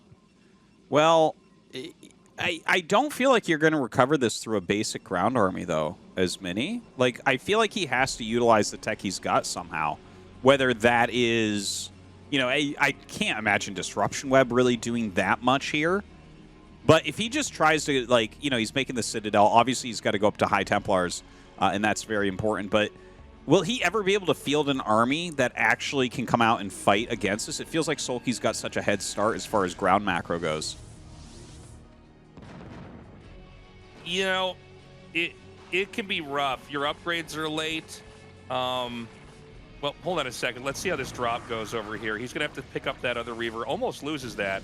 And there's going to be a drop over here into this third base. The Zealots are there. I think they're on hold position. Okay, they're going to move now. It doesn't seem too bad. The Corsair is actually kind of coming back towards these Overlords. Can they catch them, though? Oh, man, the Overlords are going to get that main now. The Reavers pick off the 4th base of SoulKey, so that's something at least. And it looks like this will be a one-way trip for the shuttle, but the Reavers get into the main base. SoulKey with his own counter drop. Kind of a crazy game right now. It is a crazy game. Getting that hatchery is pretty huge. Also, you know, I guess the drops weren't a terrible idea, but like, there's a lot of Overlords that are going to be picked off here. Yeah. You know, if you drop against somebody who has this many Corsairs, the Overlords are never going to get back home if you're really on top of this. So I think with that overextension, Mini still has a shot here. We have the gateways, you know, beginning to balloon out now, so he's going to start to have that ground production. You know, one thing that's really nice about when you do these quick Reaver openings is the Reaver tech's already there. And generally in PvZ, the Reaver tech is like the last thing you tech into. It's like you've got your 3rd and your 4th base up. The Zerg has half the map, and then you go, okay, we're going to get shuttle speed, we're going to get damage, we're going to get the capacity upgrade for the Reaver, and this is going to be it. But the fact that he already has Reavers now makes it a lot easier to hold off a lot of these little scuffles that would normally require you to have good army positioning in Storm. So Mini does have that going for him. Yeah. Yeah, that does seem pretty reasonable, but how do you end up taking your 4th base location? How do you fight for map control at this point? Like, I guess he's made some things kind of obsolete, right? Like, some drops happened. It seems kind of weird that SoulKey decided to do that against Mass Corsair Reaver, but okay. But it seems like drops shouldn't be too much of an issue. Obviously, with this many Corsairs out, you're never going to switch into Mutalisks, so there's that. But again, yeah, no, SoulKey totally with true. like a lot on the map right now is making me a bit nervous for Mini. Yeah. Well, I think the threat of the Reavers and everything else has kind of made him stay back. So we've got the Reaver, you know, comboed in here with these cannons. I don't think there's any way that Zerg can take this, and I feel like we're starting to see the beginnings of the overextensions. Oh Yeah. my God, Lurker 2 shots, or it's a double kill there on the Reaver. I'm honestly so surprised at how hard he's trying to make drops work against this type of composition. Like, Mini has enough defense. He has exactly the right type of army to hold something like this. It felt like SoulKey got an advantage with the early mind games. And here he is kind of throwing it away, trying to kill a Protoss that's not going to die like this. Yeah, it does feel like that, doesn't it? Like, this just doesn't seem to be like a great move. And again, it's the same idea over and over again. I mean, these overlords are never going to get back home. This really hiccups everything that SoulKey's trying to do long term. And the truth is, Mini's not actually losing units in these fights. Maybe a Zealot here or there. The occasional Reaver gets killed off. But the reality is that this army's looking pretty healthy right now for Mini. And I think if Mini can get a little bit more in supply army-wise, he can probably just push out on the map. In fact, it looks like he's going to do that right now. And, I mean, I think that base, that's the 4th base for the Zerg, that can be killed very easily. We mentioned it earlier in the game, but I think it's worth mentioning again. You can just put Dragoons over that 3 o'clock base position, with still being kind of in the center of the map, and just hit the drones from there. So, really what SoulKey has to do is try to actually control the center, the upper right, but really in the center, like to the northeast of where the little crucifix is on the mini map. He needs to have total control over that. Otherwise, Mini's going to really abuse him. That's a wide area to try to hold with Lurker Hydra at this point. You know, I think Mini or SoulKey, it feels like he's thrown away like 40 supply or so in the last few minutes. But he's still up kind of even against Mini here, who now with Reaver plus Psystorm plus 1/1 Dragoon Zealot, looking poised to take this 4th base, to keep it alive. His Corsair's still super, super active on the map. Yeah, everything feels like it's looking pretty strong for Mini right now. Yeah. SoulKey's supply is getting up there, though. But he's still able to come through and just take these Overlords out, you know, wherever he goes. Scourge, I've lost count as to how many have actually been killed off here by Corsairs, but it's been a lot. You know, I feel like every game I see with Reavers, you know, every now and then you get a Corsair Reaver game, but it's super rare. I feel like we get one a year in the pro scene in like ASL or something. But I feel like every game that I see Reavers in this matchup, there's already Defilers out. It's kind of like almost counterplay to Hive, right? So, like, I always see Zergs like plaguing the shuttle, plaguing the Reavers, and being able to clean that up reasonably well when it's being pushed. But here, that's not the case. This is layer Zerg against, like, full endgame Protoss. Yeah, and especially with the Reavers here, I mean, he needs to be careful to not overextend with these Templars. I mean, this is just a endless amount of lurkers that, if he's patient, Reaver and Dragoon can just push through this. A nice little Ling counterattack there against far too many High Templars. Kind of looks like a tasteless rally point. And, you know, that one Ling is kind of destroying. It shows you how weak Dragoons can be alone. But a lot of Lings coming out for SoulKey right now. Yeah. I mean, I think the play is probably to get another shuttle. So you have 4 total, or 4 Reavers total. And just start to slow push with the Reavers across the map. You want to be careful not to just use Storms too early, because a lot of times you need those to basically hit the Zerglings and other stuff that's going to try to charge at you. Also, you know, there's a base down here in the bottom right. I just now realized that there was a Zealot that actually found this, but, you know, there actually aren't that many locations that you could take a Zerg. If you look at the map, it's just kind of the way this is panning out. Yeah. It seems like everywhere else it's kind of impossible to secure, right? He has to get like some massive map control if he wants to take like top left. Like maybe if the game had opened differently, but with the amount of army that Mini has out on the map, I don't think it's as simple as just making a hatchery in the top left and keeping it alive. So SoulKey's supply blocked for just a brief period of time. If he can get that, if Mini can get his 4th base locked up, I do think there's potential to just, you know, push up to the right of the middle here and try to take that location by, you know, having Dragoons hit that, or even shooting Psystorms over the edge and hitting him that way. And so this hatchery in the bottom right, by the way, is going to fall. So that's no longer an option. Well, he is going to go ahead and just try to throw that hatchery down in the top left. We'll see if that works out for him. There was a unit up there, so, you know, Mini knows about that. He's rotating immediately. Now, this might open up something for Mini. I mean, for SoulKey, right? If Mini sends, like, his whole army, that could be a big mistake. He might get trapped in there. There might be some sort of flank coming in. And Darkstorm's coming down now. Lurker's running forward. The Dragoon's going to have a hard time against this. Yeah, but Mini stayed pretty patient. And honestly, I think the Zealots alone could probably just overpower this. And again, it does seem like there's a little bit of overextending here from SoulKey in some of these moments. He's trying to branch out. He's trying to basically control the northern part of the little crucifix area here in the middle of the map, because if he does that, he can then expand to the island location at 12. Yeah. But it does seem like the defenses are getting a little bit flimsy. The one thing that SoulKey has going for them is he has so many lurkers, it's absurd. And so that's just a lot of work to push through. If the Protoss ever gets sloppy and tries to A-move through that, they lose everything. So you got to be really methodical in how you kind of cut that down in order to have a healthy army that can then clean up whatever's on the other side of those lurkers. Yeah, a lot of cracklings in there as well. A really great composition here from SoulKey, and I just saw him load up an Overlord with those Zerglings as well. There's nothing kills Protoss buildings as quickly as like plus melee attack Adrenal Zerglings. Like they kill Protoss buildings quicker than nukes. Seriously. Yeah, it's crazy. And so, you know, Zerg's going to be playing a game where he's going to try to control the entire top side of the map. And so what Mini wants to do is he's going to try to push over on what he's betting is actually the weaker side of the map. He's hoping that maybe there's an unnecessary amount of lurkers on the left side of the map so he can push through the middle right. I actually can't tell you how many are here. I see 2.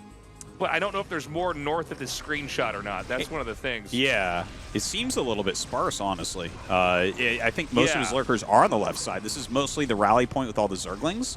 But he does come forward, starting to throw some of those Plagues down we were talking about before. Plague, pretty damn deadly against Protoss units. You know, bringing them down to just shields will just help the Lings kill them all the quicker. Yeah, I mean, basically you just plague as many times as you can, and you know that's going to make the Protoss army so much weaker. And there's not a whole lot Protoss can do about plague either. In some cases you'll see players that will try to get Dark Archons, but that doesn't seem to be as effective. It seems to also be out of style now, but the idea would be that you would feedback them before they could hit you. But the shuttle. Ooh. Mini sees it the last thing. It can't pull out though. A little group of Zerglings going around. Yeah, not going to be able to go in there. Way too much defense. Mini's actually defended really well all over the place. Look at how many bases he has as well. He's getting up to 6 bases. Like, yeah, there's got to be a point, Tasteless, where SoulKey isn't going to be able to get cost efficient enough, right? It's kind of like the same rule you have in PvT, where like if the Terran gets half the map, they win the game. Like if the Terran can get another starting location and just take all that, you're probably dead. And so if you get in a split map like this, the Zerg is pressured to try to, you know, figure out how to resolve it, because otherwise it's going to be very, very tough. Yeah. And it seems like Mini's, you know, from here basically can play out that game exactly. I got to tell you, look at this army composition.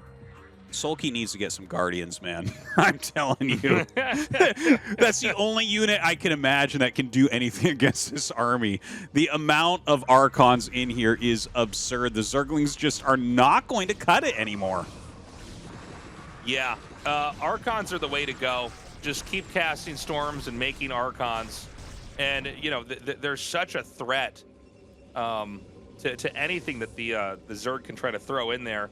I don't know if Mini wants to push or not. I know he's getting close, but I think he's trying to figure out, okay, am I just going to be overextending? Is it better if I try to just stay back and make the Zerg kind of do all the work right now? Because when I look at this game, I think, yeah, probably. Also, when you get the map this split up, sometimes if you can ever get a big drop in the main again, like if Zerg were to take Overlords all the way at the top left and go down, that can be huge, because when you have this much of the map in a PvZ, it can be a little bit unwieldy to try to manage everything. No, that makes sense. And, you know, anytime you can take out that production, when your economies are this big, SoulKey might be able to overrun him at that point before he gets it back up. You know, SoulKey right now continually sending down Lings, kind of checking out what's going on. I think he's making sure this natural doesn't get taken. But that bottom right is so well defended. You have to bring a huge army to knock that out. And really, I mean, these guys have such income right now and, like, gigantic, gigantic armies. What can they add to make their armies better from this point? Well, that's the thing. Other I than don't Guardians. think I already there's- went over that, but other than Guardians. I think there's not actually much that you want to try to be adding here. I mean, Archon, Reaver, obviously with Observer and then, some Dragoons to cover. You kind of have it all. Yeah. At that point in time. I think it comes down to where can you throw, like a Zerg or Protoss, where can you throw your army away to remake and get some damage done? So I guess like in this moment, Mini decides, well, I can probably just start to push. No, never mind. He's going to turn around. So he's basically just roaming. Yeah. And I think this might actually put a little bit of pressure on SoulKey. I think we've all been in games where we go, oh, wait a minute, you're just never going to attack me. That's because you know that if you do this right, I'm going to run out of money before you. And I think that's exactly the kind of game that we got here. I do like that he's added in some Hydras here. You don't normally think of Hydras as like, well, I need those now that we're in the late game. But they do counter the Archons reasonably well. It's just the Psystorms get them pretty badly. You see here the Archons, of course, one thing to mention, splash damage works under Dark Swarm, but the actual base Archon attack does not. It is a ranged attack. So Dark Swarm still actually very good against Archons, even though they're still useful under it. And I think they can't hit Lurkers underground at all. Yeah, if it's a single Lurker, they'll miss that shot continually. It's just like so siege the tanks Lurker's against invincible Lurkers. versus Archons. Yeah. So we have pushes coming down here. Ooh. And you're starting to see the dilemma that both races have when they try to attack into each other. Like just how much Zerg has to throw at the other race to break in. And the same thing if you watch a Protoss try to move through Lurkers and Dark Swarm, like it's such a headache. And so this small attack force that's been sent down here from SoulKey, I mean, it is going to be cleaned up. He's just going to come in from the other side and shut this down, no problem. Well, I tell you, it's getting pretty wild, and I think the cost inefficiency of these attacks may make SoulKey start to turtle up a little bit more. Maybe that mass drop idea is a good one. I have seen occasionally in Supreme late game, Zergs try out like Broodling against the High Templars. That could be useful at some point if this gets really stalematey, but it feels like SoulKey wants to overwhelm at some point. He doesn't want to try to grind out cost efficiency. Yeah, and I think with SoulKey kind of in this moment realizing, okay, I have to come out and actually attack you, this is where we're going to see if Mini can hang on. SoulKey's got a lot of money in the bank, by the way.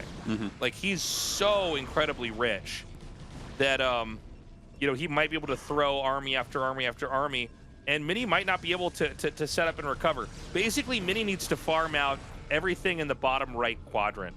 And what SoulKey's going to do is he's just going to try to completely topple the position. But it's going to be hard. I mean, we have tons of Archons. We've got Psystorm available. We've got Reavers in the back. Wow, that is a huge army from SoulKey. Look at this, just charge forward. Some good micro on this Reaver. He's getting down these storms that just look brutal, but SoulKey has so much behind this that he can throw this stuff away, and he'll kill the units. He'll kill the expansion. So he denies the expansion. It's not going to be a base that SoulKey will be able to mine from, but if he can at least control this area, that's one good thing. By the way, how many Robos are there? Is he still just producing out of one? I've seen other players go up to 3 or 4. Okay, he's got 2. I don't think it would kill him to make maybe even one more than that. I think the Reavers are so essential. And when you have more Robos, then you could do things like Psystorm drop. That's another way to really slow the Zerg down. And we haven't really seen any Psystorm drops here. But that's true. When you get speed shuttles out, the Scourge will just never catch the shuttles. Like, you can basically ignore whatever you see them doing as far as defense. You can just kamikaze the shuttle in, dump the Templars out, Psystorm. And especially when you get a game that's as long as this one, where most of the patches on the right side of the map are gone, usually the Zerg is mining off of 2 to 3 bases. And so a storm drop there is devastating. Yeah, that would be gigantic, especially at like 12 o'clock type of base. With those split mineral patches, Psystorm drops become incredibly strong. But Mini is mostly like, this army looks like a dream army. I feel like I'm watching Fastest Map or something. He's got like 12 Archons and 12 High Templars just roaming the map, destroying everything. Yeah, keep in mind that, for how cheap Temp, I'm a little bit surprised. He keeps attacking the lurkers with the Archons. Yeah. I guess he's just trying to force something here. Yeah, keep in mind that gas in StarCraft 1 never fully mines out, unlike, StarCraft 2 or something where, like, you can actually just keep making Templars for a ridiculous amount of time and make it cost efficient. Yeah. Now, a little drop going down to 6 o'clock, and the Reavers should come over and end up saving the base, as long as, an Observer is coming right now. So, kind of a cool idea there from SoulKey, but not working here once again. The thing is, Mini doesn't have the big bank. There's 2 bases more that SoulKey's been mining than Mini, right? Like, almost the entire map is taken, but if he continually denies those 2 bases, that's one of them he's trying to take for himself. Then he can trade in this somewhat cost-inefficient manner and still win the game. Okay, another push comes in here. Nice Psy Storms coming down. And, it's getting pretty ugly. There's going to be a lot more lurkers coming down now. If he could just get a few more storms off on there, it would be huge. Big probe transfer, by the way. Luckily, it looks like they are going to manage to get inside. And you can see that SoulKey's almost trying to entomb this army. Oh my god, of course. Yeah, he puts lurkers there. He can kill the workers. Yeah, Protoss is not the only one that can deny some mining at those bases, I guess. And Overlord needs to come down, though, to give them that vision over the wall. Oh! 6 snipe there from SoulKey. Gets the shuttle as it picks up the Reavers. Yeah, I mean, that was brutal. Now, I hadn't really been paying attention to this 6 o'clock base, but if you look at it, he hasn't actually mined that many minerals from it. The mineral patches look pretty full. Yeah. And that's a problem because that means Mini probably doesn't have enough of that in his coffers or enough of that spent into an army here, to the point where Mini's basically just going to be reliant on this bottom right main. And I think that actually SoulKey, despite how difficult this position is, has basically figured out a way to get into a winning position from here. Because he's going to deny the natural, he's going to deny mining of 6 o'clock, and then he's also just now finished that hatchery that's just north of where this position is, just about a screenshot or 2 up. Yeah, I tell you, I think that SoulKey, this is like an impressive brute force game out of him. Like, it feels like Mini was being so cost efficient for so long, but you're right, he didn't have a huge saturation at 6. He doesn't have those 2 additional bases, and honestly, he's just kind of having a hard time of keeping his bank up, of keeping his supply maxed, and that's something SoulKey is not dropping from at all. Yeah, I mean, we see more Overlords coming in here. And look, here's the thing. I mean, he might even be able to, like, just try to drop a drone off over here and expand here even if he can keep this up. The Reavers, I mean, he can try as much as he wants to try to overpower this, but it seems like the shuttle count is never high enough to where he can get enough to truly contest this. I mean, when you have this many Overlords and you're this maxed out, it's so easy to mass drop in some positions. So Mini, he has got another army. He's almost maxed out. He needs to push out and get control of this game. I'm just worried it's too late. Yeah, it might be. The lurker count is pretty absurd. He's starting to have to add in more Zealots as well. I think he doesn't have quite the composition that he was hoping to have, and look at that. As he burrows those lurkers, man, the Zealots just have to back up. Some decent Psy Storms go down, but Mini's army is not the same quality it was 5 minutes ago. No, and the reality also is that SoulKey now has 5K in minerals, 3.5K in gas. So, I mean, Mini is just floating about 100 gas. So, like, anything Mini loses, he feels it. SoulKey can remake his army so many times. I would almost go so far as to say I don't think this game is going to be recoverable, but let's see what Mini can do with this final army. Again, if he can get his natural up again and take the island, eventually the Zerg is going to run out of money. Yeah, SoulKey will mine out everything. There's a lot he's still got to grind through. A lot of Reaver shots, a lot of great Archon connections, and Psy Storms are going to have to be had if he's going to make that work out. The Archons, of course, under the Dark Storms are not taking damage from those Hydras, but the Hydras get microed out. They're targeting down a lot of these very important Reavers. Mini continues to hold on, but SoulKey's bank, despite losing all these units, is going up, even though he just keeps spending. I gotta say, I'm still surprised that we never had any storm drops. you know, with the amount of territory that was taken at the center left, it would just seem like it would be very easy, especially with how many Templars have been made this game, to just fly shuttles through there and bombard the drones at the center, at the far left from mining. Now, hold up. Mini's actually going to push through. I think he actually has enough, if these two armies can merge together, that he can try to expand down here again. Oh, but SoulKey is so quick to get on top of everything. Or targets down 3 Archons in the blink of an eye with that group of Hydralisks. Oh, look at that. Comes up, targets down a High Templar as well. Man, SoulKey being so hyper-aggressive. The supplies of both players falling pretty dramatically. But again, SoulKey has like infinity hatcheries, 4K, 3.5K in the bank. He's going to be able to easily remake what he's lost. Yeah. But, you know, when you get Templars and Archons and Reavers together, it's kind of crazy. Like, they can kind of hold off almost anything, as long as you have enough storms in there. And, of course, you see the Plagues on the Archons. Obviously, that does basically nothing to them. Makes them look cooler. Yeah, makes them look hard. Yeah. But, oh, man. I don't know. I mean, let's see if Mini can get a Nexus set up. I'd love for this game to go on. You know, it's so funny. I almost forgot that cross in the middle of the map is a bunch of minerals. Yeah. When I saw the hatchery there, I'm like, oh, that's right. You can actually mine from that base. He might end up doing it, man. You know, as he mines out these other bases, the drones have to go somewhere. SoulKey coming in with another attack. Man, that is a huge amount of units. The Reavers are having their way with everything that comes forward, but the rest of the army is being picked off.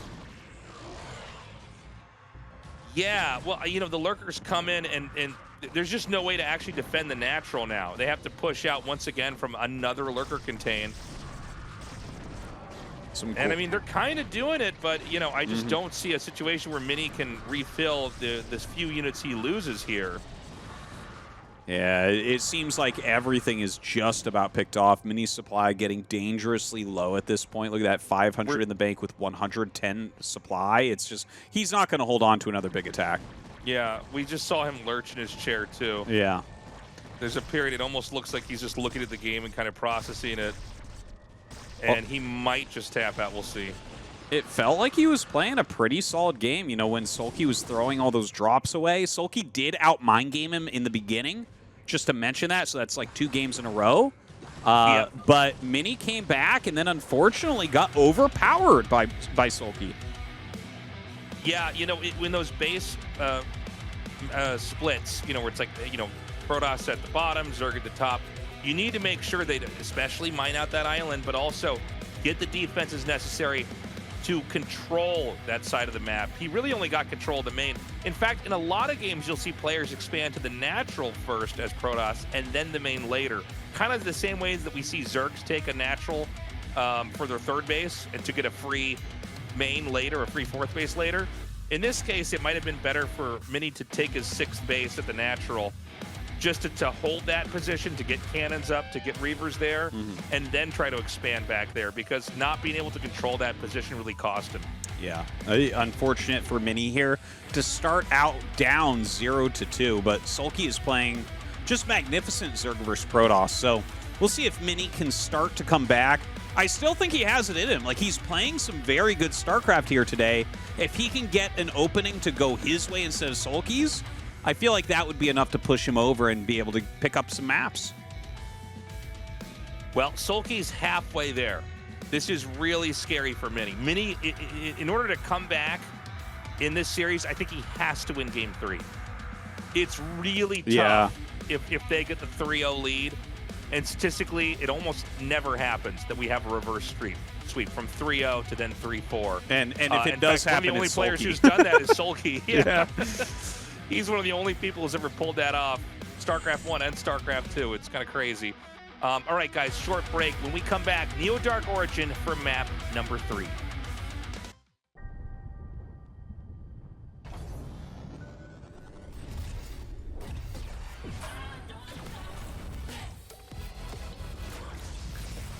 우주급 텐션 최고의 토킹 핫식스 토킹.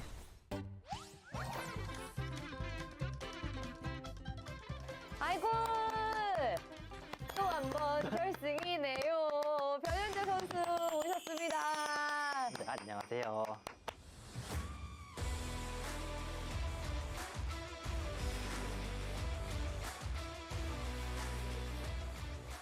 벌써 몇 번째입니까, 변현재 선수? 처음도 아니고 두 번째도 아니고 세 번째도 아니고 네 번째 결승 진출입니다. 제가 못하다가 이제 올라오니까 평소보다 더 깊은 것 같아요. 변현재 선수의 하나하나를 좀 낱낱이 파헤쳐보는 시간을 가져보겠습니다. 일단 기본 프로필부터 살펴보면 94년생, 1월 28일생이시네요. 네. 특이한 성격의 소유자로 진짜 언급이 많이 돼요. 농담으로라도 빈말은 절대 하지 않는 성격이다. 인정하십니까? 제대로 된 걸 전달해야 된다고 생각을 해요. 아, 이 말은 솔직하긴 했지만 그래도 나도 참 나다 싶었던 혹시 이야기가 있나요? 딱히 그런 얘기는 제가 항상 해와서 모르겠어요. 아니, 제가 듣기로는 여자친구분이 정성스럽게 사과 파이를 만들어주셨는데 그걸 먹은 변현재 선수의 표정과 리액션이 정말 엉망진창이었다고. 근데 그거 먹어보시면 그러니까 모르겠는데 아니 사과파이를 처음 먹어봤어요. 네. 진짜 도저히 먹을 수가 없는 맛이에요. 진짜 베이커리에서 파는 애플파이예요. 아니 먹어서 맛있으면 큰일 나는 거 아니에요 지금? 그걸 생각한다면 빈말로라도 이것도 별론데요 라고 하시면 돼요. 솔직하지 말고.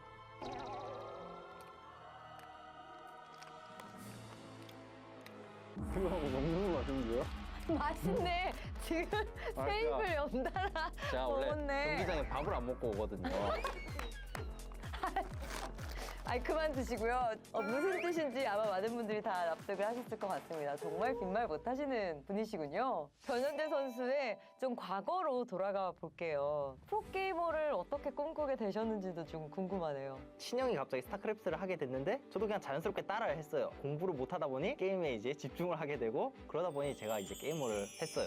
제가 중학교 3학년 때 강제로 이제 축구를 하게 됐는데 손목에 이제 인대가 들어와서 깁스를 네. 했는데 그때가 스타크래프트를 너무 좋아할 때라서 그래서 이제 깁스한 상태로 열심히 스타를 했죠. 괜찮았어요? 안 괜찮아요? 지금도 안 괜찮아요? 그때 물리치료를 너무 안 받아가지고 제가 여자보다 팔씨름을 못해요. 그러다가 이제 2010년에 STX 소울 4차 지명으로 또 입단을 하게 되고요. 중프로 평가전에 7등인가 했었거든요. 당연히 뽑히겠지 하는 생각으로 이제 드래프트를 갔어요. 네. 1차에서도 안 뽑히고 2차에서도 안 뽑히고 3차에서도 안 뽑혔을 때 엄청 불안해했어요. 갑자기 이제 STX에서 뽑더라고요. 근데 그 후일담을 좀 감독님께 직접 들은 적이 있으시나요? 코치님이랑 감독님이 이번 드래프트는 안 뽑기로 약속을 했어요. 합의를 했는데 그때 감독님이 박종수 선수랑 김구현 선수였나? 둘이 이제 본인이 눈여겨봐서 정말 잘된 천재형 토스라고 생각을 했어요. 네. 그래서 저를 보는 순간 그렇게 이제 떠올랐다고 그렇게 키우라고 좀 천재 들었어요. 토스로 키우라고 한 번의 실력이 쑥 늘 때가 있다고 하더라고요. 네. 그 시기가 언제였다고 스스로 생각하시나요? 아무것도 모르는 상태에 게임단에 들어와서 엄청 욕을 먹었어요. 근데 그러다 이제 좀 체계적으로 배우고 나서 실력이 좀 많이 올랐을 때 이거는 이제 예선전에서 좋은 모습을 보여줘야겠다 생각을 했었는데 네. 게임단에서는 축구를 또 열심히 해야 되거든요. 축구를 안 좋아하지만 네. 또 그때 이제 축구를 하게 되는데 그 공을 쫓아갔거든요. 공을 네. 주우러. 네. 그때 이제 또 넘어져가지고 왜 자꾸 넘어지시는 발에 거예요? 깁스를 해가지고 반깁스한 상태로 결승에서 졌었거든요. 그때 이제 실력이 좀 많이 늘었다고 생각했는데 네. 많이 아쉬웠죠. 변현재 선수의 인생 그래프를 이렇게 쭉 봤는데 스타리그 8강까지 올라가셨고 스트 데뷔전 2승을 하셨고 네. 계속 상승 곡선을 그리다가 인생 그래프가 뚝 떨어졌어요. 프로게이머를 엄청 빛을 본 건 아니라 가지고 더 하고 싶었지만 이제 해체된다는 소식에 이제 군대를 앞두고 있을 때가 좀 막막했었거든요. 네.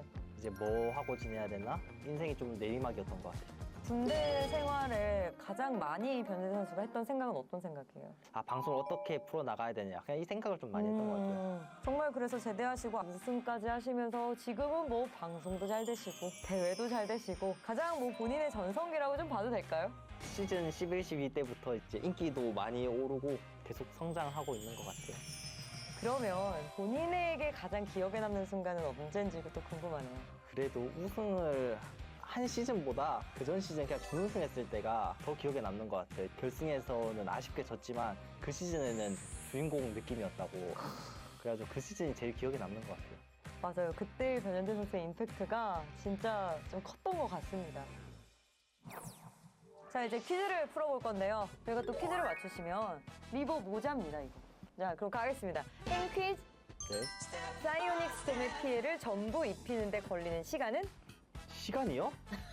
자, 지금 그 눈동자를 돌리면서 초를 세고 있는 변현재 선수. 똑딱, 똑딱. 와, 4초 가진 않을 것 같은데? 4초는 너무 짧은데? 저 5초 하겠습니다. 5초? 정답은 4초입니다. 와 그렇게 짧아요? 머릿속에는 생각보다 길다라고 생각했거든요. 변현대 선수가 너무 아쉬워하시는 관계로 한 번 더 퀴즈를 드리도록 하겠습니다. 팬 퀴즈? 네. 자, 가겠습니다. 다크 아칸의 시야는? 와. 시야. 지인 찬스, 통화 찬스 한번 드리도록 하겠습니다. 형. 여기 지금 촬영 중인데 답을 맞춰주시면 되겠습니다. 형 기대는 안 하는데 그 다크아칸의 시야. 지금 시간 끌면서 서치하시면 안 되고요, 김윤중 선수. 네네네네. 7! 바꿀 수 있는 기회 한번 드릴게요, 김윤중 선수. 10! 확실합니까? 확실합니다. 10! 정답입니다. 10이에요? 정답입니다. 와 진짜요? 바쁘실 텐데 이렇게 시간 내주셔서 감사드리고요. 네, 또 김윤중 선수 경기장에서 뵙겠습니다. 진짜 본인이 맞췄으면 다시 모이긴 해요. 변현대 선수가 이렇게 재밌는 시간을 한번 보내왔는데 이제 대기록을 세울 수 있는 결승전을 앞두고 있는 변현대 선수입니다. 각오 한 말씀 해주세요. 가을은 이제 토스가 우승해야 된다고 생각하는 계절이에요. 우승하는 모습 보여드릴게요. All right, guys, we're about to go into game 3. I'm worried for Mini. You know, we know he's an emotional player. We know he goes on tilt a little bit here. These have been very frustrating games. Game 1 was hell. Anybody who's played any PvZ in their whole life could see that. And then game 2, it seemed like he was almost in that position, but he couldn't quite cement it. He wasn't able to control the bottom right quadrant, which was really where the fight came down to who could, control the resources there. And SoulKey never got to mine really from there, but he was able to deny mining there from Mini, and that denied him the win. I think SoulKey, he takes one more game, and he's got this. Yeah. SoulKey's late game is just so strong. So when he also is out mind gaming you at the beginning, he seems unbeatable. I think that Mini needs to win the early game. Not necessarily win in the early game, but he needs his mind game, his build order, his strategic choice to get him a little bit ahead instead of the other way around, which is exactly how it's been happening so far. Coming into this, the map is, it's a two-player map, like 2 spawns. There are some kind of weird cheeses that Protoss could try to do. I don't know if Mini's going to go for that or if he just does another fast expand. We are getting to the territory now where I think the Zerg could be tempted to do a couple Hydra busts as well. Those are still very hard to stop, even for players like Mini. But this next map, it's really going to come down to this. Can Mini pull a win? Can he start to try to get some semblance of a comeback? Or is SoulKey just going to run away with this? We're going to find out now as our map is ready to load up. Mini vs. SoulKey continuing on here at the ASL Season 16 Finals.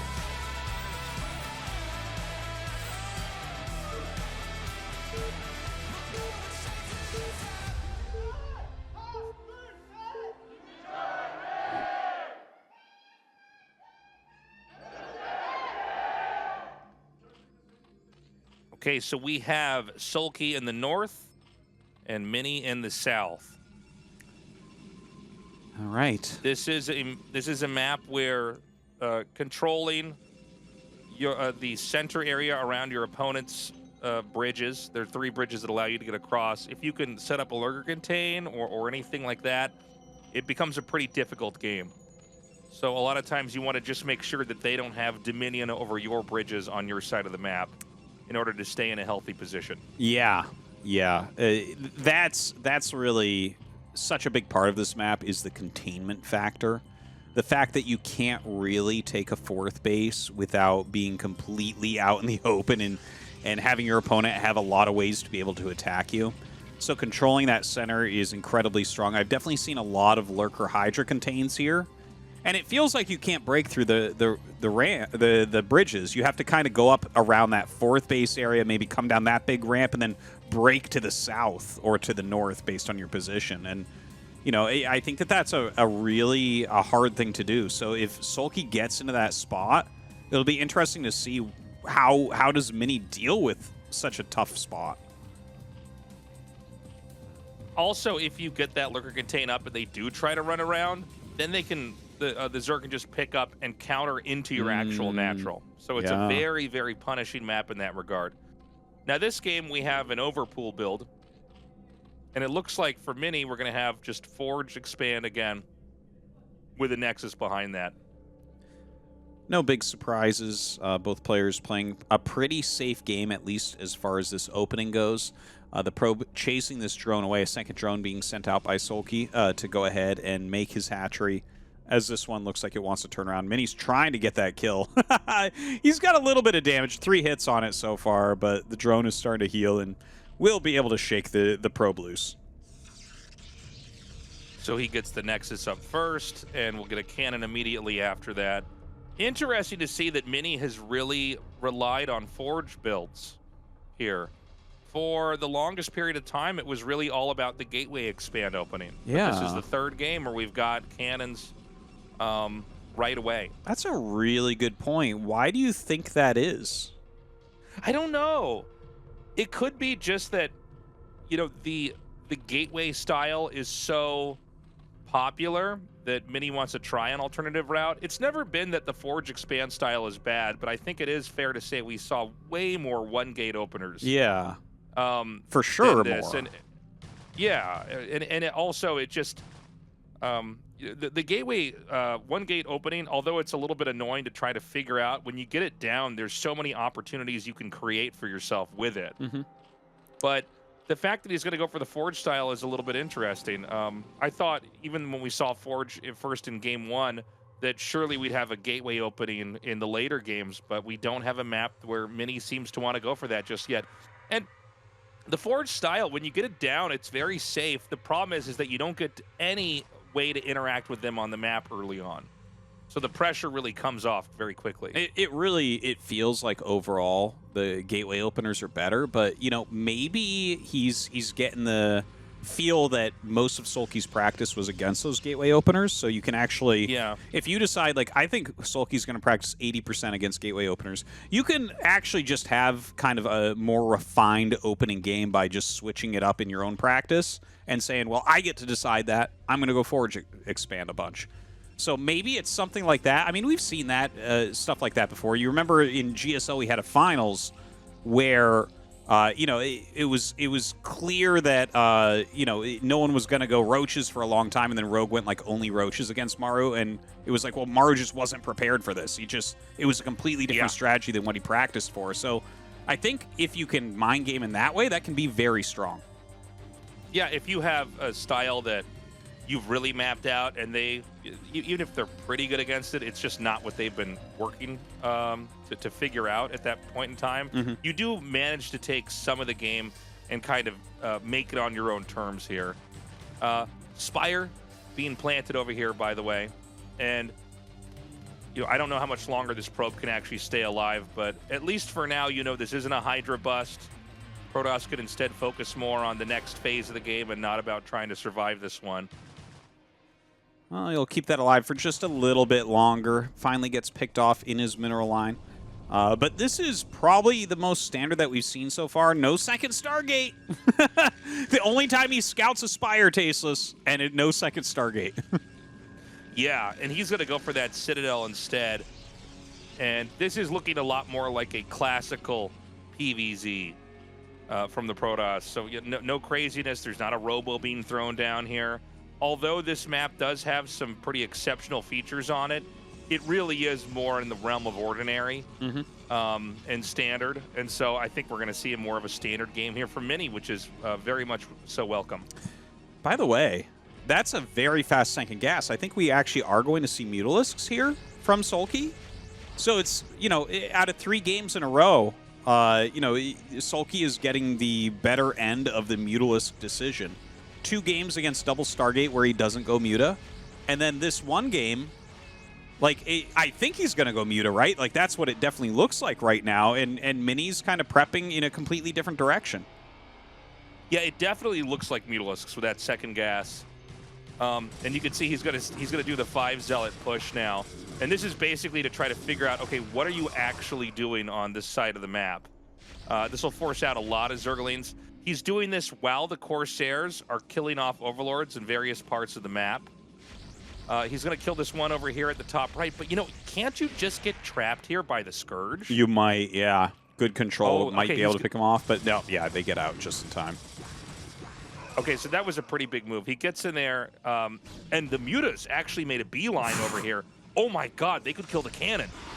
Oh, they're going to go after this Corsair first. It looks like gets right on top of it, and the Corsair is going to have to run the Scourge chasing these other Corsairs. Are they going to come over to try to help? Because it looks like that cannon will be taken out. Oh no! SoulKey gaining a big advantage right now. Oh, but the DT. Oh my god, the DT is going to go in the main. And you know, a lot of times the Zerg is going to be so preoccupied watching the Mutas that he might not notice his drones are going to get killed. Hold on. You're right. This definitely could be. But no, look at that. He actually brings the Lings up. He's bringing an Overlord. But a lot of damage is being dealt right now. Look at that. 5 kills, 6 kills. Still a good DT. Yeah, not bad so far. I think there might be another DT coming up here. And, I mean, let's see how much more he can actually get. He's lost control of the main. He still has 3 Corsairs. He can't make another one right now without risking losing the first Corsair that's going to pop out because their Scourge just perched right over that. The DT is going to escape, I think. Yeah, it's going to cross the bridge. This Nexus is going to die, Artosis. He needs to do something fast. The Archon's out. Okay, let's see if the Archon can help out a little bit. I don't think it's going to quite be able to. Yeah, SoulKey sees that coming. Gonna focus fire it down. Kills that Nexus. SoulKey in a pretty dominating spot, I would say here, right? Oh my gosh. I mean, the fact that the Nexus is killed, I think had he managed to save the Nexus, this is still playable. But the abuse is just piling on here. So many more workers are getting hit. He's going to dive in now with these Scourge. More Mutas come in here. There's only 1 cannon left, and if the last cannon falls, the Mutalisks can basically run around indefinitely. They can just keep finding damage wherever they go. There's a DT that's going to get glitched through. There are 2 Overlords to spot, though. Well, so I think we're moments away from SoulKey closing this out. You're probably right. There's a chance SoulKey didn't see that DT. No, he saw it. He's running his drones from his main base already. Oh, man, he gets a lot of damage on those Mutas. Look at how damaged those became. He's going to go for the Spire. I don't know how many hits it takes for a DT to kill a Spire, but I can't imagine that things won't be able to come up like Zerglings and Mutas to just kill this off before it could finish the job. Well, hold on. Yeah, he actually is going to get it. So he almost killed all the Mutas, and now he's killed the Spire, and he's sneaking a base in the bottom right that SoulKey doesn't know about. Well, Tasteless, hold on a second. is this you know, winnable? It might be, because there's just Archons, right? Yeah. Archons beat Zerglings, and Archons beat Mutalisks.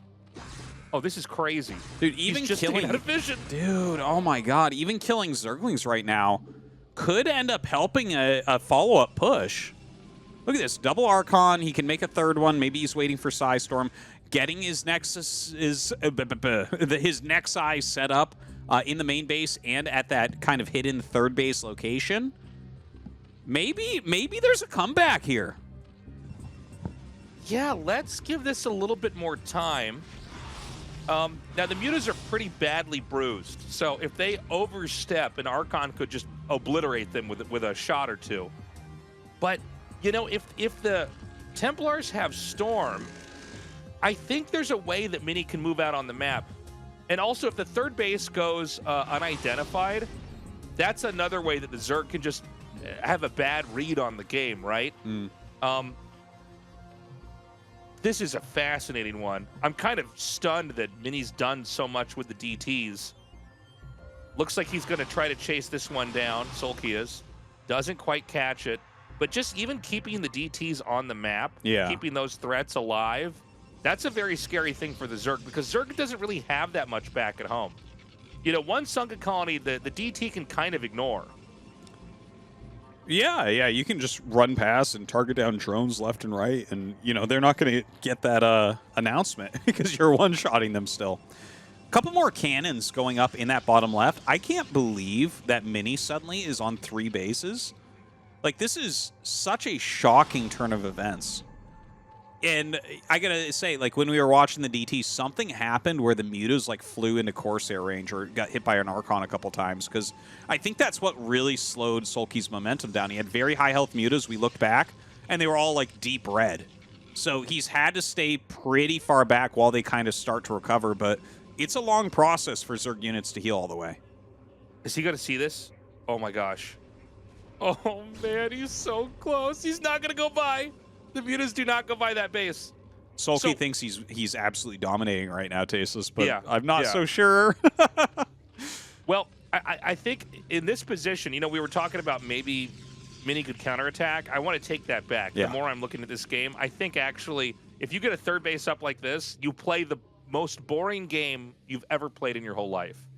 You just sit back and macro because you're already in an advantageous spot.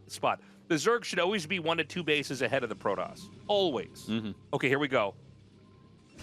I'm watching SoulKey's camera.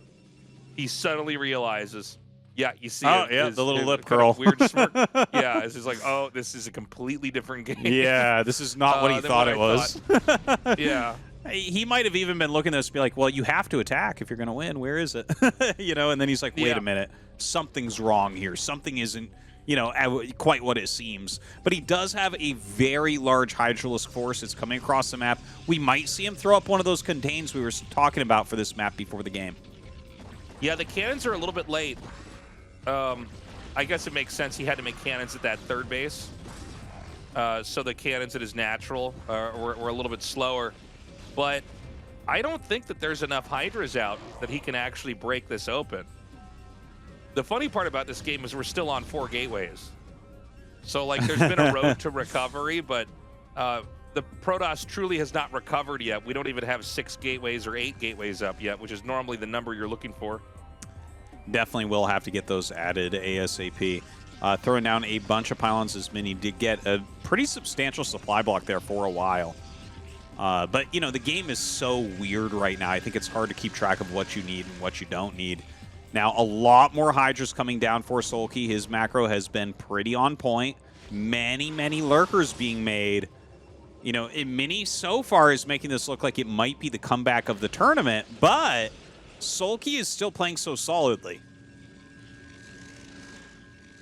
Now, we are ending up where we kind of talked about, where the Lurker Contain is going to matter. Lurker Contain is really good on this map. And so this is something I was thinking about when I saw the third base go down, where I'm like, well, that's really cool, but that doesn't solve the problem of the Contain. Like, I think he can keep this little outpost alive for a while. He's got cannons, he's got Templars, he's got you know, Corsairs to combat the Mutalisks, but eventually, if Protoss is going to win a game, they have to get a big army and start to march out across the map. They need the Dragoons to gun down the Lurkers. They need the Templars to Psystorm the Hydras, and they need the Zealots and Archons to spill in, you know, when the moment's right, when the Lurkers are finally gone. And Mini has survived what I thought was going to be an almost unwinnable game. Oh, wow. And you know what? He could even do drops in the main as the push comes out. Oh, that would be kind of a funny little twist to this game. It seems like he is prepping for that with that many Overlords over to the side. I think Mini has started to sniff that this might happen, though. It looks like his Corsairs are positioned as anti-drop Corsairs in the main base, but obviously not going to be enough to stop that many Overlords. Now, when you see this, you should immediately be suspicious. Why are there just now 2 Lurkers outside my base? There's something going on here. And we have that push coming out now. Now, here's the thing. If the Protoss is going to expand again, it's going to be in the way of this drop. Some maps, if you look really closely, it's kind of funny.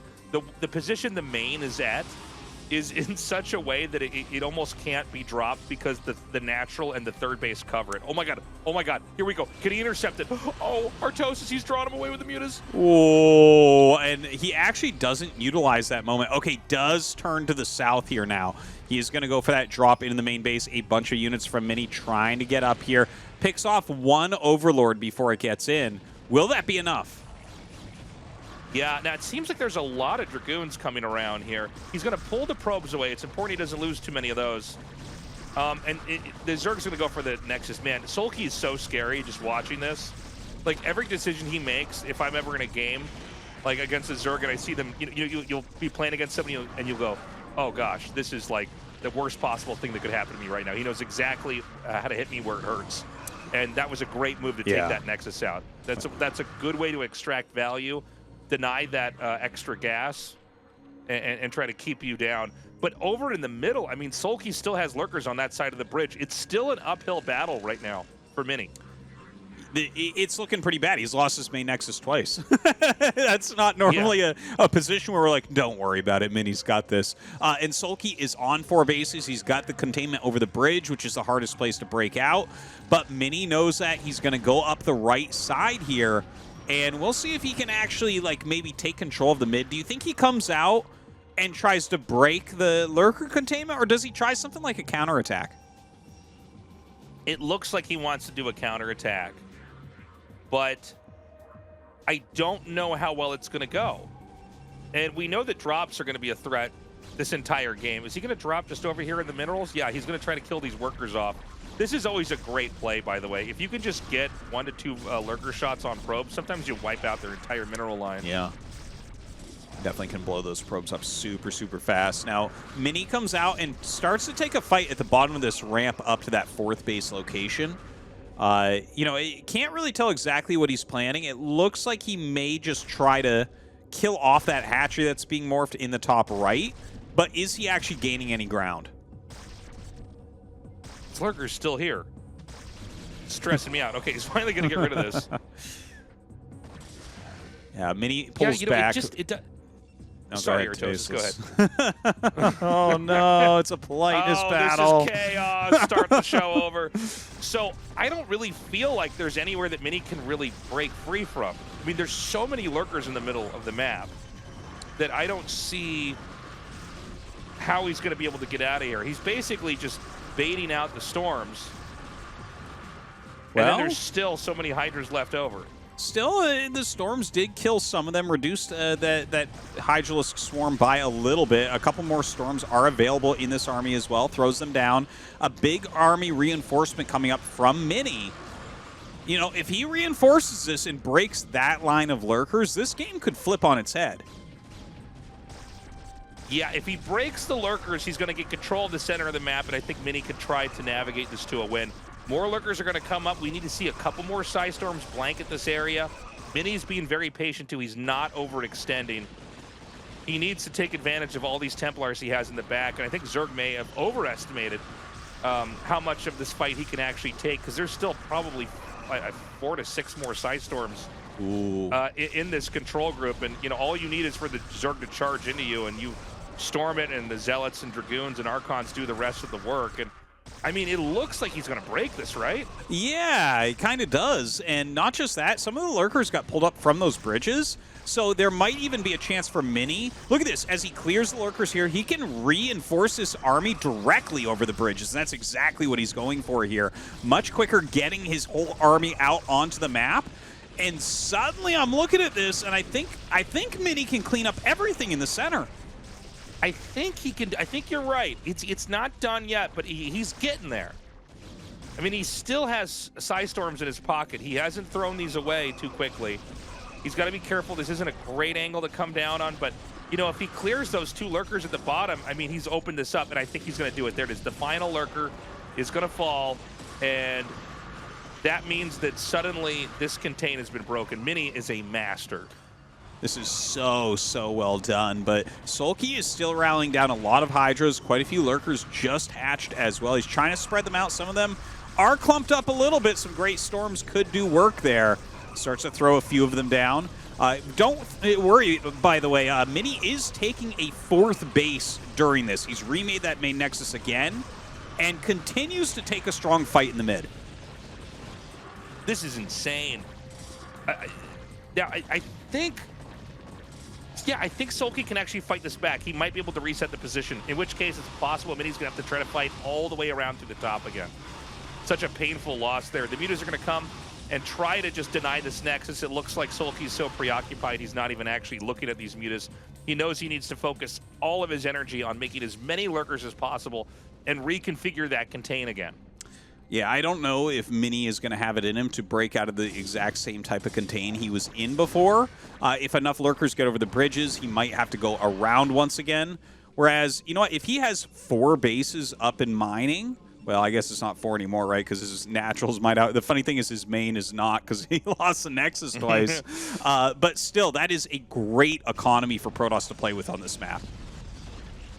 Well, the Zerg's going to try to push in. Is this an overextension, or is Mini about to fall in this game?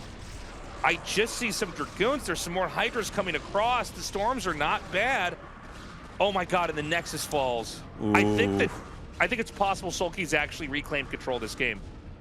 Well, he's still on those 4 bases, kills yet another Nexus. Mini insta-remakes. Hey, yeah. Look at the mini-map. Look at the top left main. Something happened. There's no drones mining. Oh, God, there's a DT up there. I'm pretty sure. Yeah. Or maybe it's a speed shuttle. What? It's a Corsair that could land and kill the drones. Oh, my God. Splash damage against drones is crazy. Yeah, I'm not sure. Maybe he transferred him. Maybe a DT got up. Not entirely sure about that. The Observer definitely did not catch it if it was something exciting. But because there's one drone mining minerals in the main. That's well, very odd looking. Don't worry, Tastosis. I'm sure someone in the comments will let us know that I can't believe you missed this. Oh my God, I was watching the minimap at this time, and I know what happened. Thank you, brilliant YouTube guy. But look, right now, SoulKey trying to push back over this ramp. Mini still has some pretty significant supply, throwing down some beautiful Psy Storms here. But he might start running dry if SoulKey keeps this pressure on. You know, that bottom left is almost done. Well, with the Nexus being reclaimed, the game's still going to go on. And it does seem like every time Mini looks close to death, he's somehow able to reassemble another army that looks pretty scary. And yeah, I guess it was a bad transfer. By the way, I did not have an appreciation for how punishing a lurker contain could be from that very center right position. That's like basically the last base Protoss can possibly take. Oh, yeah. Yeah. Look at how hard it is to break through that. It's so narrow. It really is. This map is so much about containments. Honestly, I think it's going to be the last season we see it. I think we actually said that last season even, because it's a map where this type of thing happens just about every game. And look how difficult this is for Mini. He's trying to break out once again. There's just endless containments all over the place. But luckily for him, this one a lot smaller than everything else he's fought against. Well, he does break it. And as we said before the game started, you know, there's nowhere near as many bases on this map. So, like, you know, Zerg is basically now claimed all the places that they organically can get. But, you know, with Protoss still having one more free location to take, it may be once again, just like Game 2, it may be up to the Zerg to come in and try to deny the Protoss from mining that base. And I love the 4 Zealot run by. He's going to go ahead and kill that hatchery at the top. There are Lings that are going to destroy the space in the bottom left, but it's basically been mined out. Mini extracted almost all the value he possibly could have from that base. In fact, I think the last few minerals might be mined out with those probes stacked over there. It would be very good, by the way, for Mini to save those probes. Yeah, if he could save some of those, that would be awesome for him. But it looks like he's just going to have everything die. He's really busy microing elsewhere on the map. The game becoming exponentially harder as Defilers are out. He's pushing forward with them. Dark Swarm going down. Well, against that army, that's not going to matter so much. But definitely useful against that army that's more in the center of the map. And so, I mean, the center contain is still down. If SoulKey's done one thing, it's definitely that. He's keeping that under control. But what about this top right base that SoulKey no longer has? What about this new base that's being warped in just at the 3 o'clock position here on the mini-map? I think SoulKey still has a couple more problems and really no simple solutions for this yet, right? That's actually a good point. If Mini holds that, because he's denied top right like 3 times, if he holds that high ground 4th and he still has his 3rd, because, like, you know, they can contain you, but if you just sit on this side of the bridge, they can't really come in either, right? So there, it's like a good defensive position. Then he has a high ground over here to defend. Maybe he can slow this game down a little bit and SoulKey will just dry out because SoulKey's got like 1 full mining base left and almost out of minerals everywhere else. It looks like, is he trying to advance here with the lurkers? This is kind of funny looking. I'm not sure what exactly the plan is. I think we'll see maybe some plagues going down against this and try to grind through the zealots or something. Yeah, but every time he overextends with the lurker, I mean, the Protoss is going to be that much more comfortable. Yeah. Okay, there's a DT here. I don't know how this DT got to where he is, but he's deep in enemy territory. And it looks like there's no real place he can actually go and do damage. Oh, is he going to run around? Is there actually an Overlord over at that 4th base for Zerg? I'm not so sure. Not sure, and I don't know if there's any static T there, so... Oh, no, there's plenty of everything. He's fine. Oh, never mind. Yeah, he's not going to kill all the drones there, don't worry. But right now, this has been one of the more back-and-forth games. The fact that Mini is even still alive after what happened in an early game is amazing in and of itself. But I honestly can't tell who's going to win this. It seems like what SoulKey wants to do is keep plaguing the Zealots and then inch in with 1 or 2 lurkers and just obliterate them. And now this position is squishy enough that maybe it's actually possible to just move in and take the Nexus out. Well, he's throwing down those Dark Swarms. All the melee units coming down, all the splash units coming down right now to try to help out here. The Ling Lurker coming in towards that Nexus, so if he gets 1 more Dark Swarm down, I think he's going to bust it. Well, he's got some Psy Storms available. It's mostly just Dragoons here, which basically means that nothing can be done in the Psy Storm. It looks like 1 Lurker is actually just out of range or out of cover, I guess, of that Dark Swarm cloud, but there's more advancing in here. Is Mini going to just barely lose this game, Tastosis? It seems like he might. It might be just about to happen to him. This is one of SoulKey's last attempts as well, as he's almost out of income himself. Throws the Dark Swarm down at that 4th base, burrows a bunch of lurkers. The Dragoons and Cannons can't help against that. Yeah, I think this might just end. I mean, he just lost all the probes over at the Natural. There's more Lings advancing. These Dark Swarm clouds are going to dissipate in a second here. There is another Defiler out on the move here.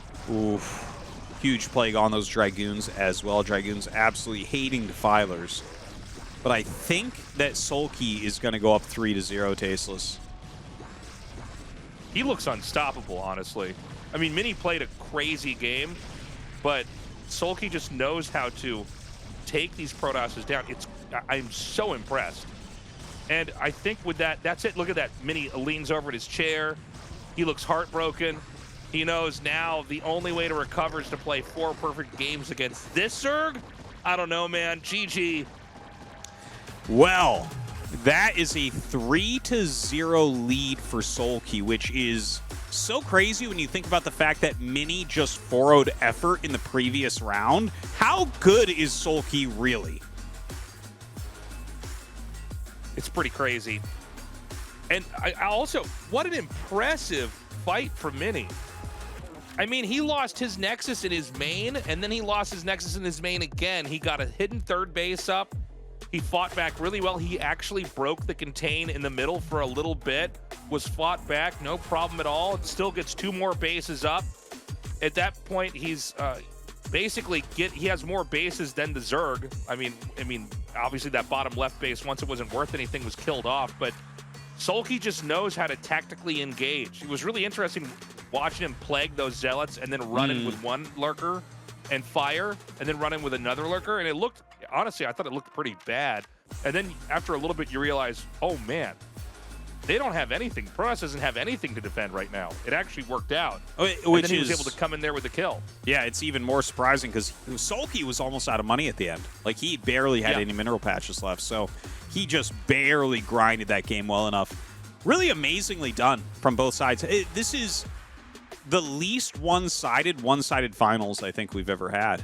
Like, the games are close, the games are hotly contested, but again, SoulKey is leading 3-0, and that's a hard one to come back from. Yeah, and I don't know what Mini can do now. Statistically, it almost never happens that we have the reverse sweep, but all Mini can do is try, right? Well, I'm sure he is going to keep trying. I'm sure he has plans for all the maps. He definitely didn't expect to win this easy, and he did not expect to go out quickly. So I'm sure he's still got a lot of fight left in him. And I'm hoping we start to see some sort of comeback here. Yeah. Well, a 4-0 would be a bit of a bummer, right? Yeah. I was hoping to have a lot more games here. I am feeling like it could be a 4-0, though, just with how well SoulKey's playing. He seems to be just unstoppable. He's had such a good handle on how to approach every single map. He's had such he's done some really brainy tricks to throw Mini off as far as, you know, what Mini's build was, or what Mini thought the build that SoulKey was going to do. The way that he engages with those lurkers and hydras, the way he was dropping in that game was terrifying. His contains were so solid. I mean, it just looks like hell to play him as a Protoss player. For sure. The range that SoulKey has is immense, and he's playing the early game so cleanly and so nicely. The fact that he went for those mutas and they did as much damage as they did killing that main Nexus, and then like he does mess up not scouting a base, but no problem. His fundamentals are so strong. Still just fights back and is able to grind Mini down. I tell you, like, if this guy wins, it's so well deserved. Totally. And we've been saying for a long time this day was going to come. Yeah. We're going to go to Retro now here for map number 4. Now, Retro, Invader, Polypoid, and Apocalypse are all more standard maps. Polypoid and Apocalypse at the very end are way more standard even than Invader. But could Mini try to come back here? Could he turn this around? I really hope he does. Well, Retro, I think it's doable. It's doable for him. He doesn't look very happy right now. He definitely looks emotionally down on himself. But I could see him taking down Retro. I think he's got to fix his mentality immediately, though, because if he's playing with this type of kind of defeated mindset, you're not going to be able to kill SoulKey. Fingers crossed here for Mini. We're going to go into Game 4 now. Mini versus SoulKey in the ASL Season 16 finals. Continuing on, SoulKey with a 3-0 lead so far.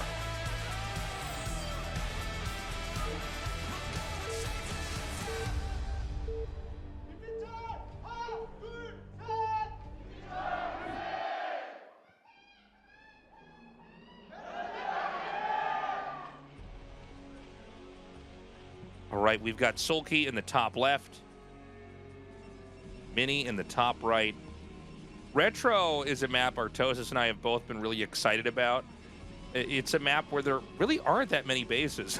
Yeah. I've seen Mini's face in the last second of that shot. He's just not in a good mood. Well, yeah, Retro, you know, having a map that basically has 12 bases, that center expansion can be taken, probably won't be taken into Protoss for Zerg. But yeah, it is a little bit resource light. The bases get kind of far away from you. I feel like it probably is a little bit better for Zerg than Protoss, although I don't know the actual stats on it. Do you happen to have a feeling about that one, Tasteless? I don't. I think it's a fair map for both sides. I think Okay. in some ways, just like the previous map, you know, there's not a lot of bases, so the game can get sorted pretty quickly. Yeah. But oh, hold on a second. Did he go pylon in main? Oh, he did. Okay. Oh. Yeah, he did. Sorry, I just was already prepared to cast another Forge expand. Yeah. So yeah. is this going to be 2-gate or is it going to be gate gas? Oh, I would love to see Gate Gas, Tasteless. I know you know a lot about that build. It's like me trying to figure out how to beat random players that are then Zerg when I scout them last. Yes, I've had to kind of mess around with these builds. So this is going to be gate on 10 and gate on 11. So I think we actually saw him do this build before. Yep. And it's like a zealot rush where I think in the game that we casted, he went into Reaver afterwards. But there is, if you guys watch my stream, I have messed around a bunch with a 2-gate zealot pressure build into expand. Because I didn't want to learn how to gate expand or expand for a while. I finally know how to do those builds too, but this could be the 2-gate pressure into expand build. We're going to see in a second. But notice that the drone went and scouted. The observer just did a really great job showing us. The drone scouted for you know, a forge and a pylon. I didn't see it, so it went away. So this hatchery is going to be made at 12. Oh, okay. it's going to be made at the natural, but he could make the third hatchery at 12. Yeah. Yeah, I think that that's exactly what's happening. And you wouldn't want to make that hatchery there if they are doing this build right next door to you, right? Like, this is where Mini might be able to start his comeback, is by, like, maybe killing off that third hatchery. If SoulKey saw that this was what was happening, I think his third base just goes at 9 o'clock, right? That's just too far away for the Zealots to get to. 100%. So just to be ultra clear with everybody, right now SoulKey thinks Mini's at the bottom right, when actually Mini is his neighbor. Yeah. And so now he's going past the hatchery. Ooh. That's unexpected. Dude, I think he knows that SoulKey has no idea where he's at. And then SoulKey gets in there, he's like, oh no, it's a one-base build. Yeah. And he's actually going to charge right up into the main. This is very interesting to see. In my head, I would have thought you attack the hatchery at 12, but instead he wants to come right up to these drones and just start getting kills. Yeah, he is going for it right now. You see SoulKey already losing mining time, having to drill his drones around, takes him off the gas. That's a solid drill. He's going to get the probe. Very nice kill on that probe, but he will start losing some drones. Yeah, and you can actually sit right over on top of the eggs and basically kill the lings as they pop out. There's 2 more Zealots that are being rallied up here. There are lings coming up into the main to try to kill these probes, but it looks like Mini's reaction time is pretty damn good. The Zealots now damaging the creep colony. Whoa. And, I mean, it's... This looks like there's no way. Like, can SoulKey make enough units here to hold off this Zealot flood? I don't know that he can. He's also going to be losing a lot of drones in the process. He's going to pull back up around. And he can get over onto this side of the pool, and this kind of forces a Zerg to take the fight, because if you lose the pool, obviously you just can't make Zerglings, so it's a total disaster. Yeah, ooh, that was the crazy drill. Sickest pullback though from Mini there. Yeah, it was so good. I was a little bit caught off guard that he actually got that pull around there. Yeah. So it seems like these lings are going to get cleaned up.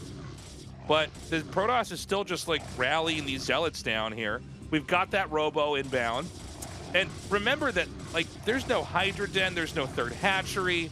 So all you really need is one Reaver. One Reaver can kill everything that you have in the game. It's kind of ingenious. That's a very good point. Even if you throw down Sunkens, it's like, yeah, this will literally deal with every single thing at this point. You just don't have units that can counteract it. Very smart play there from Mini. A great continuation. Good call from you, remembering this older build that Mini's done before. And, you know, there's enough Zerglings maybe to clear the rest of these Zealots. Not very efficiently, but he'll get rid of them. When that Reaver comes, like, I don't even know what you're supposed to... Oh, my God, he doesn't even kill him. Like, that was a lot of Zerglings. Tastosis to not kill those. Oh, my God. And the Mini fans go wild. Finally, Mini takes the game. Beautifully done. It was a very different game. You know, now, just so everybody understands, there would be a Reaver inbound no matter what, but he wasn't even able to kill the Zealots. But that was Mini going for a 2-gate build. He did get the fortunate pairing of being adjacent to his opponent and not in a diagonal position. You could see, even as he wins that game, he's still not happy. He knows he has 3 more to go, and he can't do that strategy probably again in the series. Yeah. And so the long road to the turnaround begins. It's certainly SoulKey will not miss the fact that Mini is next to him again, right? That's going to happen a total of 1 time. You know, he's assuming it's going to be more normal builds, but you can never assume that against Mini. This guy preps so many different crazy strategies. And that one, you know, pretty straightforward, but destroys SoulKey with it. Does he stay on whatever plans he had previously, or does he maybe consider getting more aggressive in the early game with Zealots? Maybe more gateway expansions. What do you think? I wouldn't mind seeing him be a little bit more aggressive. I think he needs to try to take control of the game. And if he can do that, I think he's got a real shot. But what, the next map, what is it? Is it Invader? Is that right? Yeah, I believe it's Invader. Okay, guys, short break. We're going to go to Invader. We'll be right back.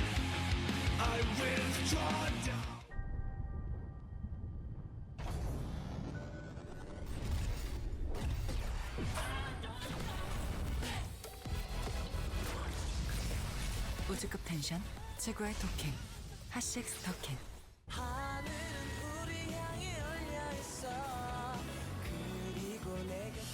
청량한 이 순간 칠성 사이다로부터 칠성 사이다. 똑같은 하루에서 답답함을 빼면 더 청량해질 거야. 제로처럼.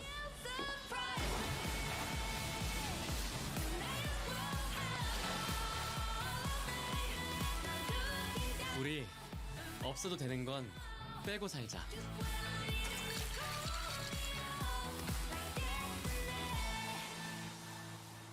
칠성 사이다 제로.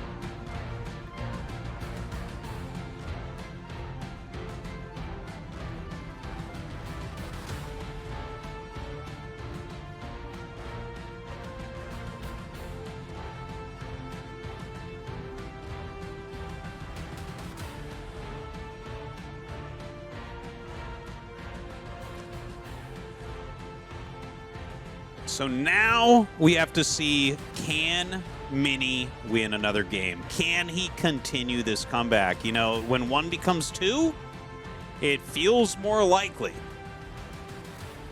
Yeah, it really does. What Mini was able to do back there was really extraordinary, but that's not something you can recreate in game after game after game, right? That's sort of a one-time trick. He did get the fortunate pairing. SoulKey thinks that he's in a diagonal position when in fact Mini is right next door, and as Mini comes through and kills down all those drones and is teching to a Reaver in the background, that's going to be it. SoulKey needs to leave that game and try to win this finals in one of the other 3 opportunities he still has. But what is Mini going to do in this next map? It's Invader. It's a map with only 2 spawns. Could we have proxy gates? We haven't seen that in forever in ASL. I don't know if we're ever going to see it come back into style. And also, there's 2 entrances at your natural, so there's a lot of sneaky ways Zergs can try to get Zerglings into your base. Yeah. Remember, he did play this map against Effort, if I'm recalling correctly, where he made double cannon at his front and then just made one in the main base. And when Effort ran by, he could get no damage. He actually ran back out. So we've already seen that as a way for Mini to gain an advantage against a cheesing Zerg player. But what does he do now? Because he knows that SoulKey saw that. Does Mini try something like that again? Does SoulKey play counter to that? Like, I don't know. Is it time for a 3-hatch Hydra bust? We haven't seen that yet. That's a good point. Very rarely do you have a best of 7 where you don't see a 3-hatch Hydra bust in the PvZ. So you're right. SoulKey could absolutely go for some aggro cheese here. Now, Mini, he's done it once. He just needs to probably take it game by game. And if he can keep, on the straight and narrow, keep focused, keep delivering, he'll eventually get all the way to Apocalypse, and he'll just have to win there. But for now, it's going to be all about Invader. And we're ready to go, guys. This is the next game here, Mini versus SoulKey. Right now, SoulKey up 3 to Mini's 1.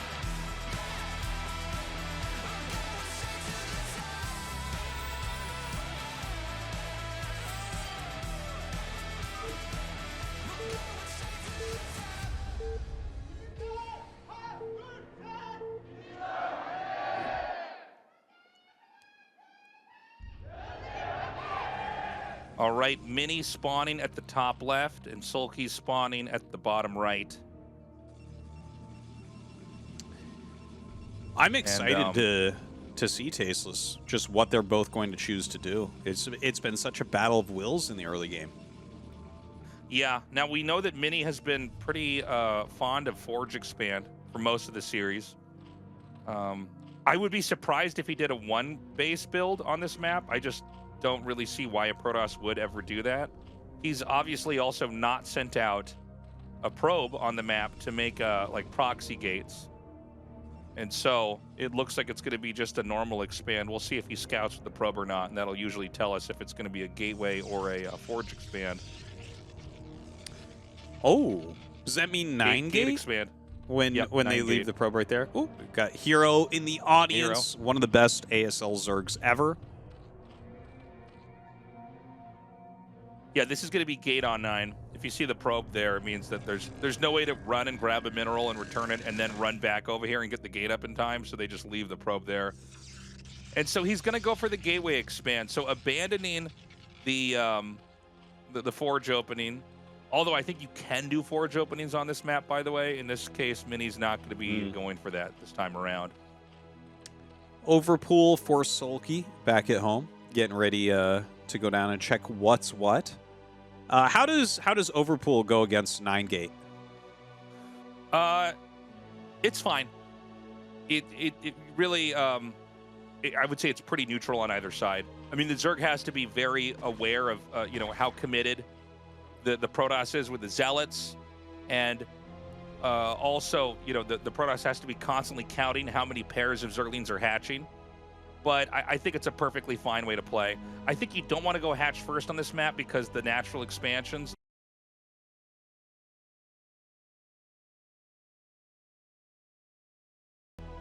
Hey guys, sorry about the little blip in video there. We both got a really strange bug, but we are back. Sorry about that.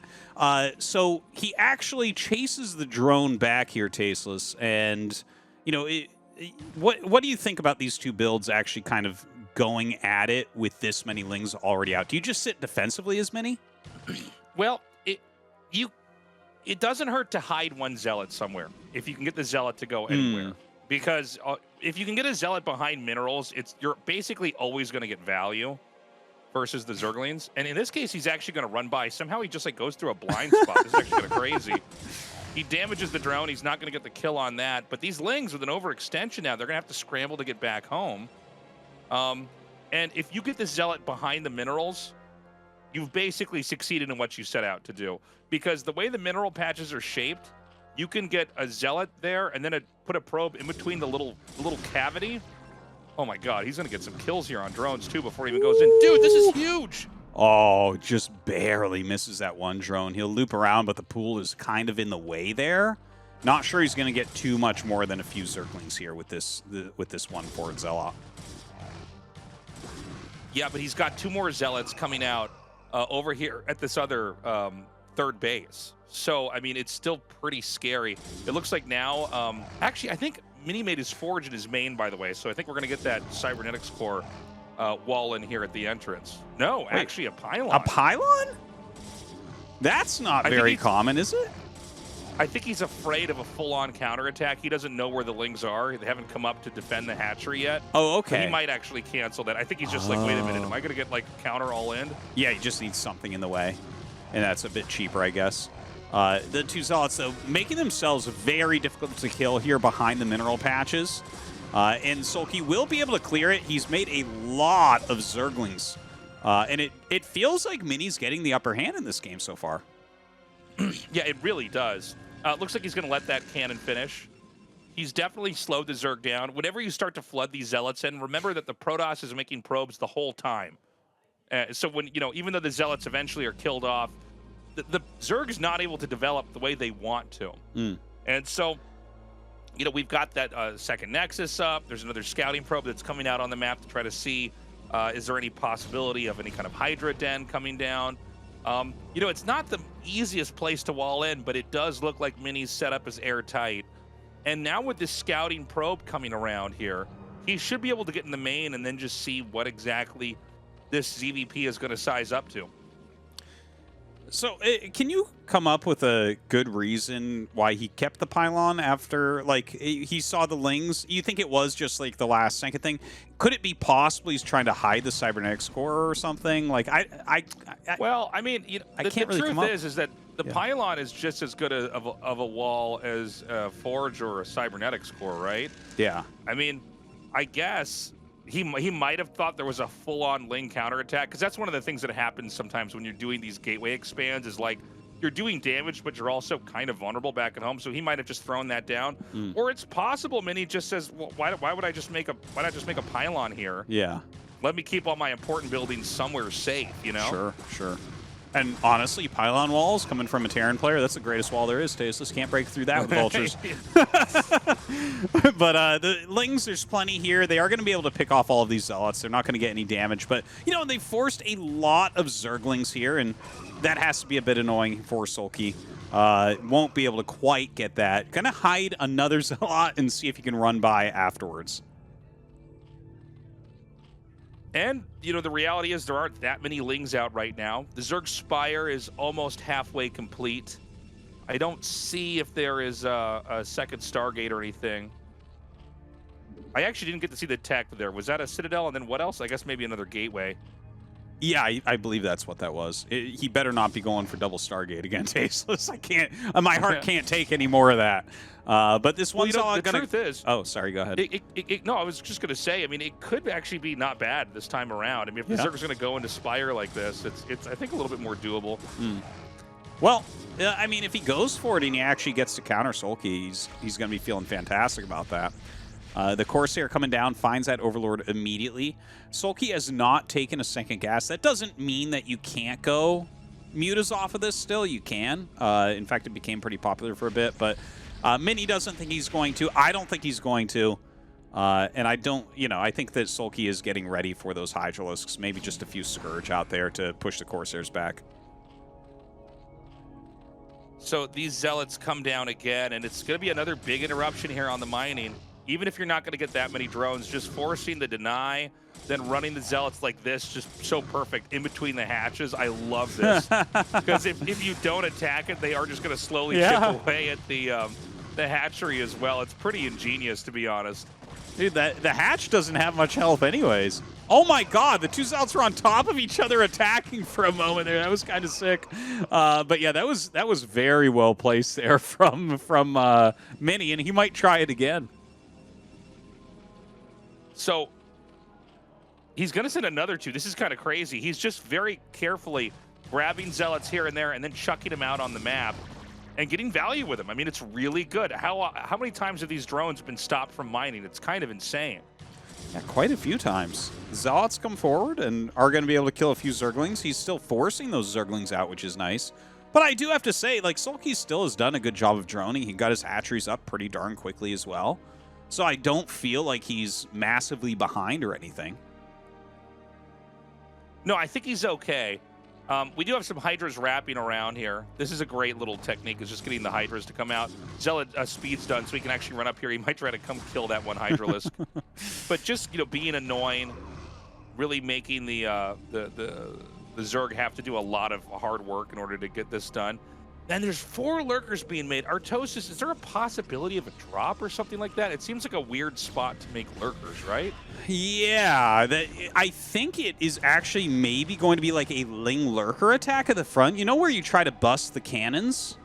Sure. Like if he runs up from that angle with the lurkers and like can get in a line of the cannons and he blows those up, like the game opens up to him very quickly. Yeah, it's actually a really good point, Tastosis. I hadn't really thought of that. Yeah, I guess all the cannons would be in a line. This is one of my only ZVP builds, Tastosis, so I know all about this one. One of the trickiest all-ins that you can do. And SoulKey runs up, burrows 4, but Psystorm's ready. What? Oh my god, Mini just destroying this attack. Wow. 4 dead lurkers, a bunch of Lings lost, really Protoss not hurting at all. And this is a really good position now here for Mini. He's shut down everything. He's already getting into Dragoon production. He's got his 6 gateways up. He's going to have observers out in just a little bit.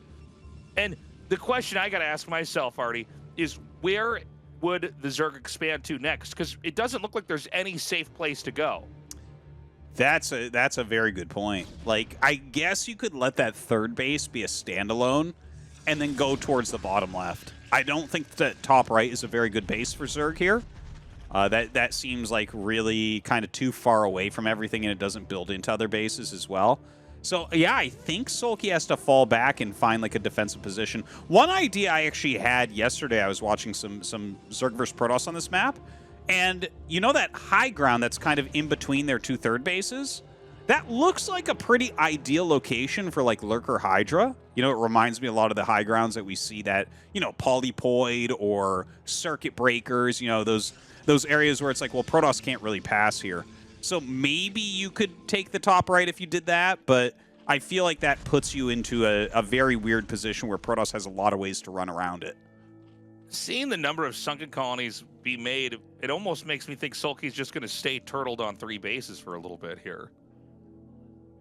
Yeah, you might be right. You might be right about that. He's actually banked a lot of gas. He does have really, really good static defense right now. But, you know, from there, I think the Protoss has a pretty easy game. You just sit and wait for the 4th base to materialize. And if it doesn't materialize ever, then you just don't care. Then you take your own 4th base and keep waiting. Wow, that's a pretty straightforward and great way to play. But I think you're basically right about that. If you're 3 base against 3 base Zerg, like, you're gonna win if they don't do something. Like, the onus is kind of on SoulKey. You know, he had that poor Lurker attack opener, and that did absolutely nothing. It damaged like 1 cannon, and now he's sitting there just turtling up, maybe hoping that Mini attacks into him. Yeah, but I don't know if Mini's going to bite. None of these spots look like pretty desirable to attack in. I guess you could go for the natural. I think the 3rd base you just give up on. I think you just give that to the Zerg, so you can keep that for the rest of the game. I'm not going to bother engaging there. Yeah. If you can't kill a base, don't kill it. That's one of my favorite things that you've said about the game. It's so true. If something's turtled like that, it's like, no, that's fine. That's fine. We'll just play, you know, 3 base versus 3 base for a bit. Now, SoulKey has actually made a pretty sizable group of Mutalisks here. There's not a lot of Corsairs out, so the defense against these might be a little bit difficult. Yeah, he's got about 8 mutas. That's enough where you can really snipe Templars pretty easily. And he's going to take out that Corsair. Now, there are enough cannons in the main that, like, the mutas have to basically respect the defenses. Oh my god, is he going to try to push up here? It looks like the army for Mini is so fragmented. It's kind of spread all over the place. He might be trying to, like, maybe catch the mutas on their way back. Maybe he's just roaming looking for the base. But SoulKey right now is, you know, he's sitting pretty happily turtled, and the mutas are doing some reasonable harassment.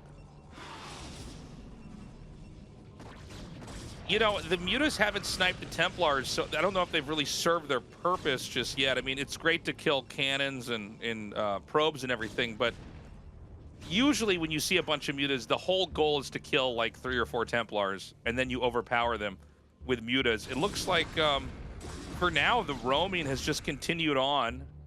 There doesn't seem to be a place where Templars are at that they can't be covered by Dragoons. Now, one of the problems when you use Dragoons to protect Templars is that the Mutalisks can basically ignore the Dragoons, kill the Templars, and after that, it doesn't really matter what happens.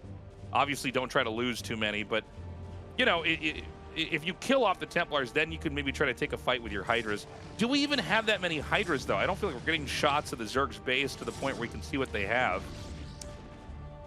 Yeah, really, we've just kind of been watching like a few lurkers and lings walk out and the mutas fly around, so not entirely sure what the standing army is, but SoulKey so far today has mostly been focusing on lurker-ling. He really does seem to like that composition. Obviously, it's a very strong, very time-tested comp to go against Protoss with, but, you know, he's got to get another base up, and he's choosing the bottom left. He has a few lurkers there, but I feel like if you spot that at all, you're going to be able to kill it easily as Mini. So he's got the Dark Archon. If he just gets 100 energy on that Dark Archon, he can snag these and kill them off. And once you kill the mutas off, the map really does open up quite a bit. But, you know, I don't believe they saw that, by the way. I don't think he actually spotted the Dark Archon with the mutas. Mutas don't have great vision range, by the way. So the push is going to come out. Now, the hidden base in the bottom left, I don't know if Mini is watching for that. That might just go right under his nose. I tell you, for an ASL Finals, we're getting a lot of hidden bases so far. And it's been working out pretty damn well as well. If he does not find that, because I think he's doing what you prescribed, which is just roam around and wait and see if there's going to be a fourth. And if you just have no idea that there is a fourth, you're going to play very differently than if you know that there is.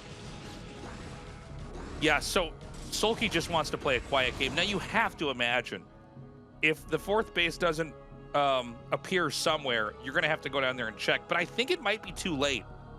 I think that there's a chance Zerg just gets that base, and this is going to be a long game. Which seems kind of weird, because I feel like after that lurker bust failed and after all the zealot pressure that Mini put on, like, he's pretty well ahead, right? He's up 50 supply right now. He's blocked everything reasonably well. He's got 4 bases pretty quickly. I guess the mutas are being really annoying to him. His Dark Archon definitely very far out of position right now. Look at that, the mutas just dodging everything. But Mini's army, I feel like he's ready to kill something. Here we go. He gets it. Ooh. Now you just got to do the storms.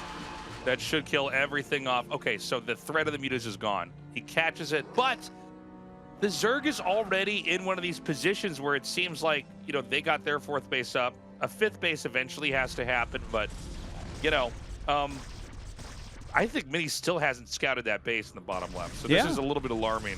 Mini really needs everything to go his way if he's going to win here, and right now he's not really getting that. And unfortunately, he seems to think that these Dragoons are doing something under there. There's like 2 Zealots fighting against all this and a couple Psy Storms. The Dragoons completely worthless against that Dark Swarm. Mini starts to back up a little bit here, but honestly, he's taking like a lot of damage considering how small this army is under that Dark Swarm. Yeah, this is almost an absurd amount of damage. I guess he just wants to force this hatchery away. And he's going to get that. There's no way that Zerg can defend this. But the fact that this base is up down here in the bottom left, it does make me a little bit concerned. I keep going back to that game on Neo Dark Origin and the fact that, like, SoulKey was so good with basically less material on the board. He was able to still force fights and get wins. SoulKey might be the scariest player on Hive Tech. Oh, yeah, I think he probably is. I think you're probably right about that. By the way, that kind of poor engagement we just saw makes a lot more sense when you take into consideration, again, what you've prescribed and the fact that Mini hasn't scouted the bottom left. Like, if you think that that's SoulKey's attempt at a fourth, it doesn't matter. You can lose a lot killing it as long as you don't let him get it, right? So yeah, maybe Mini is getting a little bit sloppy because he's identified that all he has to do is deny one base and he's going to win. But that's just not the case. And I think he's going to figure it out pretty soon here because SoulKey is bringing a lot to the front. Yeah, more Zerglings are going to come down here. It looks like they will take that Archon out. And, you know, maybe he just wants to push in here. I'm always a little bit scared when I see this many Dragoons and I know there's a Defiler somewhere. Yeah. And Dark Swarm's going to come down because it's so brutal. He does get some great Psy Storms off on those Lurkers. They're all going to fall. Maybe the Dragoons can actually hit the Sunken Colonies behind the Dark Swarm. I'm not totally sure about that. Yeah, that would be nice. The Storm's doing a pretty good job, but yeah, the Dark Swarms themselves really holding off this big army from Mini. He's lost a lot of his supply here. He does deny that top right, so, you know, maybe he's still thinking that he's keeping SoulKey down on 3 bases. He's going to throw some cannons up over here. Getting a 5th base is going to be huge if he can actually pull that off, but we still don't have any vision for Mini of this base down here in the bottom left. And I think he's actually moving his army down here. Like, wait a minute, just to be safe. Oh boy. Okay. Well. Yeah, he definitely knows now. You know, he might be able to push up here with Dragoons. It's not a lot of surface area. Actually, I guess if you have Defilers that can pop through and throw down Dark Swarms, you're always in for a headache. Yep. Welcome to Zerg vs. Terran right there. He's using those tactics. Going to be very hard to break that Lurker containment, or that Lurker defense, rather. But Mini's still got a lot of map control here. He's picking off so many units as they go through the center. He's taking his own 5th base location. The amount of gas that he is going to have, it's going to start looking like that La Campanella game from map number 2, right? Where it's like mass Archon. He could add Reavers in if he wants. Lots of Psy Storm. It feels like Mini has the tools that he needs. It seems like Mini has this, but I got to say, SoulKey's been very, in a good way, very evasive. And so now he's sneaking into the top right base. So, like, you know, Mini's doing everything he can to try to push in here and get this, but it seems like anytime there's an opening, SoulKey seizes upon it, grabs it, and look, he might end up now with not only the bottom left, but the top right, and also that 4th base location that we were kind of expecting most of the game to boil down to. Yeah. Well, in that case, what is this? It's going to be 6 base against 5 base. Isn't Protoss still just totally fine there? Yeah, but it gets a little bit harder to keep these bases up. You'll see Zerg do a lot of these little harass things. Like, you know, if you don't have a Reaver and Templars and maybe a couple Zealots with melee damage, you could end up losing that base to Dark Swarm. You know, Cracklings will just come through there. Oh, and I love this. Oh, very cute. I truly did not appreciate how punishable this spot is, yeah. Yeah, if he spreads the Lurkers well, you throw down those Dark Swarms, and, I mean, the cannons don't do anything defensively. Looks like the roaming army going to come down to deal with that. Reavers joining the fray now. Hopefully Mini can do a slightly better job than he did on map 2 with this endgame army. So we just had the last expansion on the map taken. I don't know if the Zerg's going to keep it, but it's just to the right of this shot over here. But that's going to be a problem because that means that Zerg got all the bases that were kind of given to him on his side of the map and the bottom left and the top right. And I think that would be a loss for Protoss. And again, Mini's not quite on top of these spare bases. Like he just walked right by that. Is there any way that you can look at this? Because you're saying, like, basically 7 base versus 5 base should be the Zerg win. But it sounds to me like it would be like, maybe it's the Zerg advantage, but, like, there's still a chance here for Protoss. Like, what if he gets more Reavers and kind of plays it a bit turtly? Like, Can he get cost efficient enough that he offsets the 2 bases? I think he can, but it's tough. I mean, if you let Zerg just stay ahead and get these bases, it can be pretty difficult. Keep in mind, like, especially when you get into the Reaver part of the game, you spend a lot of money on Scarabs. So, you know, it's not like you're just relying on energy. I think that actually this push is going to work, though. I think Mini had a really good angle here. He just realized he can clobber this position. If you hit from 2 sides, there's just not a whole lot they can do to handle it. So he is going to kill this off. This is really big. And now we have a counterattack coming up here. It looks like he wants to try to do a bust over here with these lurkers. Well, he does have a couple High Templars to slow that down quite a bit, throwing down some very, very nice storms. Oh, that one was kind of waste, but has a Reaver down there now. I think the big problem is Dark Swarms that come in, Dark Swarms and Plagues, right? Like, that's going to be how you snipe a base. So if he keeps enough, like cannons, I mean, you see here, the cannons are literally doing nothing. You know, maybe like the Lings attack them a little bit, and that slows the Lings down from killing the Nexus, but not by much. So I feel like Mini right now needs to really focus on making sure he has Storms and Reavers absolutely everywhere. Yeah. Well, this base, I mean, you can lose this base. It's okay. He's going to have to remake it. But can he remake that and maybe push down around this base that's just, you know, the mirrored position of that base that was just killed off? Again, you know, SoulKey, he's so scary to watch. Like, he just seems to have such a good handle on what he needs to do in order to keep himself in this game and keep this going. He knows how to be exactly cost efficient enough, I think, while killing bases. Yeah. It's like a hard line to you know, walk along, and he's doing a great job. His defense is very strong everywhere. His Defiler usage completely out of control. Loving these Plagues on the Vessels and Reavers, such a good counter to that. It's making it hard on Mini, but Mini still has a better army. Yes, he does. At the end of the day, Mini can win the fights long term. Oh my god, that sucks. That's so unfortunate. He just drops that one Reaver there. Now, he can push into either of these bases if he does it right, although I will tell you that sometimes making a Reaver fire up a ramp is like so insanely, stupidly hard to do. By the way, he did throw a feedback down and didn't quite kill the Defiler, and then he tried to chase again, lost that poor Dark Archon, didn't get as many spells as I think he was hoping, but always a fun unit to see. Now, storming that Dark Swarm so many times, with this many Reavers, he should be able to break this base, right? Oh my god. Yeah, I think he breaks his space. I think you're right, Arto. I think he can actually just run up. I think, you know, one of the things you got to know in this matchup is when you need to sit back and, like, basically play, like, you know, kind of like a Terran in siege mode versus when you just need to, like, run in there and start to tear down the remainder of the defenses. And I feel like maybe there's no Observer. Oh, no, there's an Observer with this army. Yeah, I'm not sure what he's doing. I guess he doesn't have any actual damage other than the Reaver to hit the Lurkers. Well, I mean, when there wasn't a Dark Swarm, it felt like he might have had a window there, but maybe just afraid of another one going down as he commits up the ramp. So Mini playing it a little bit safe. He has re-expanded to his 5th base. No probes there as of yet, but I feel like this time he really needs to keep that. Yeah, another great storm on those Zerglings. The Lings are going to run back now. And, you know, he's not really getting a lot of headway here. It just seems like it's tough for Mini to be in more than one place at once. Like, if Mini devotes any attention to the top right, then suddenly the whole bottom left fills up with bases and lurkers and everything else.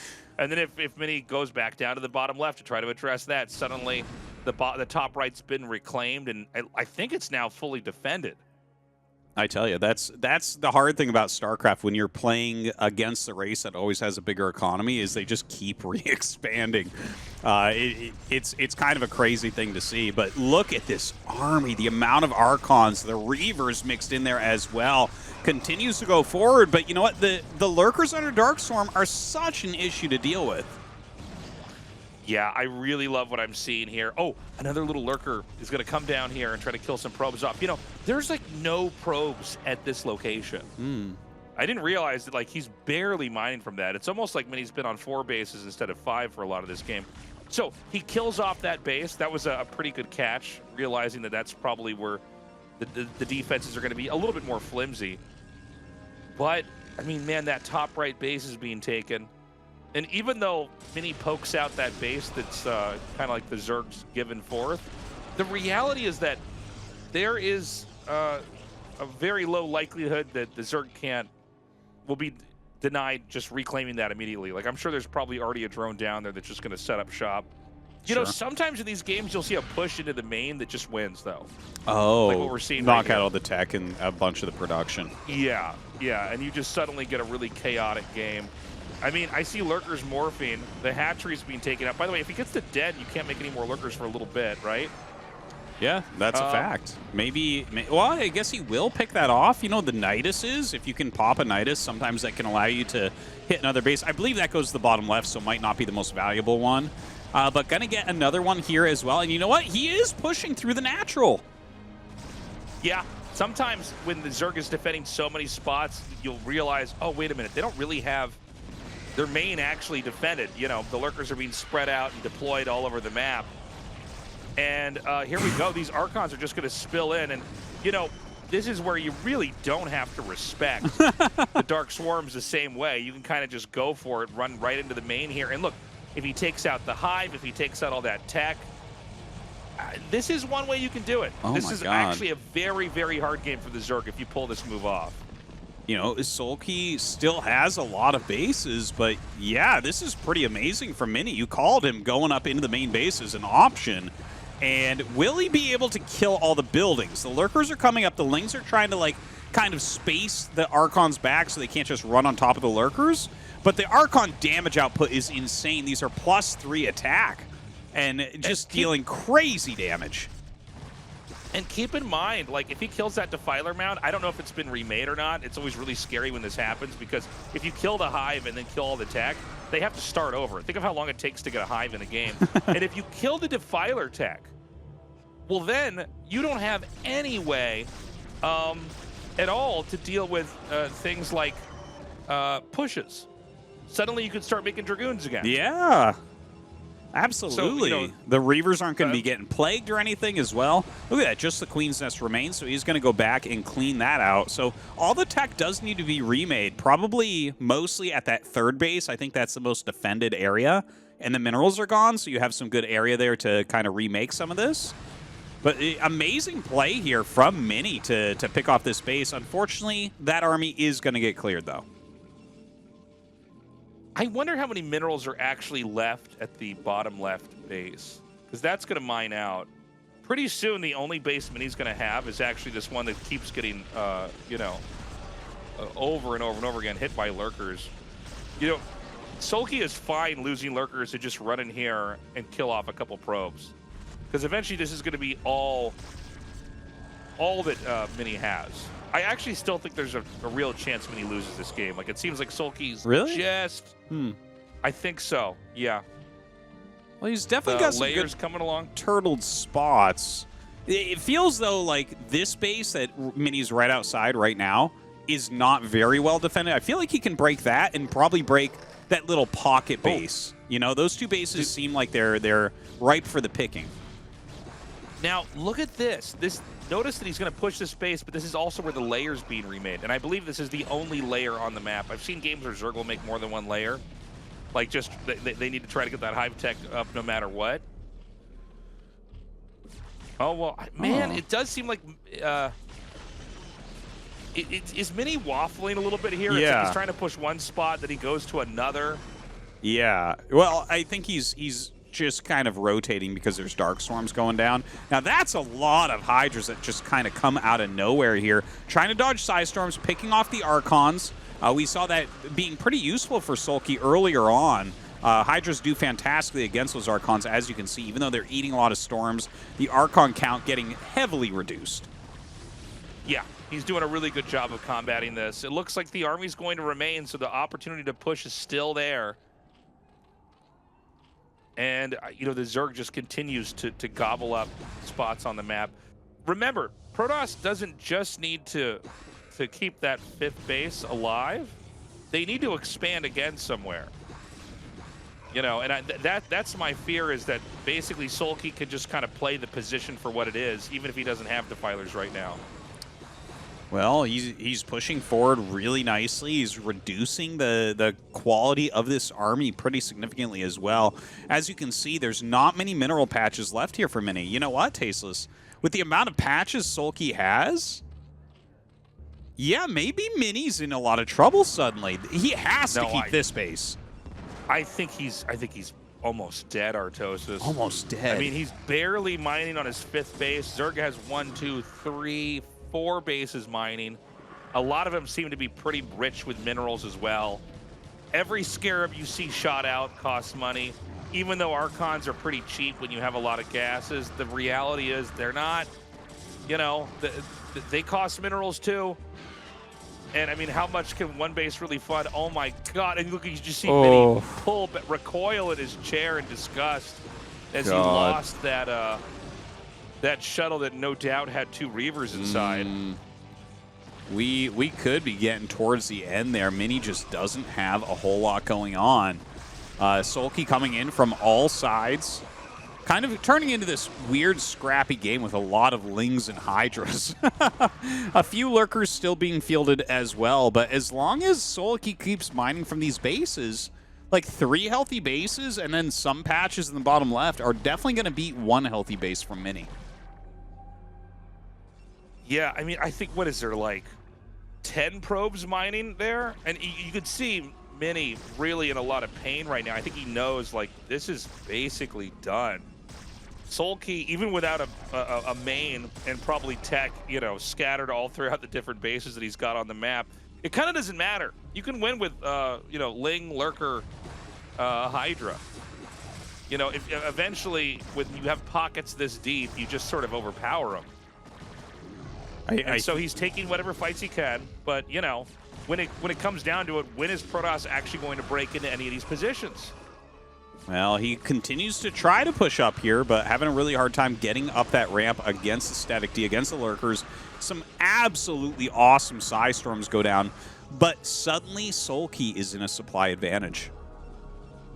And you know, he needs to kill a base and then make a Nexus there.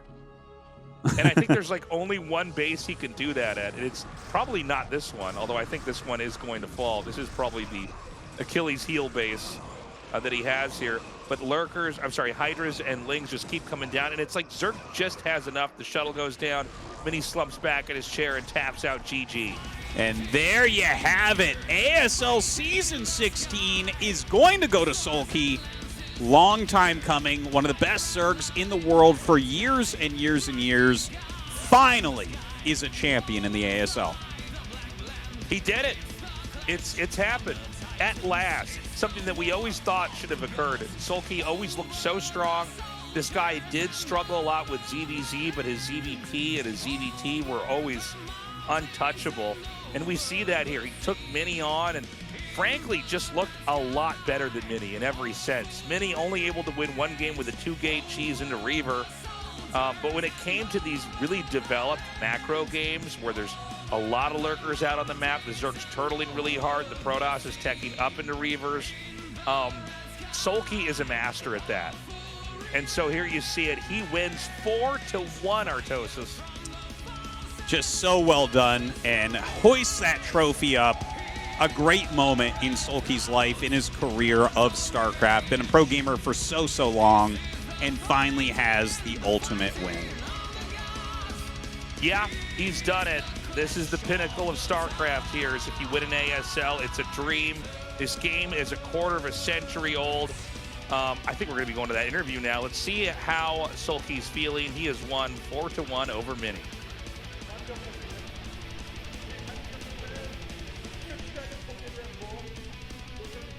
And here's your champion of the Hot 6 ASL Season 16, SoulKey.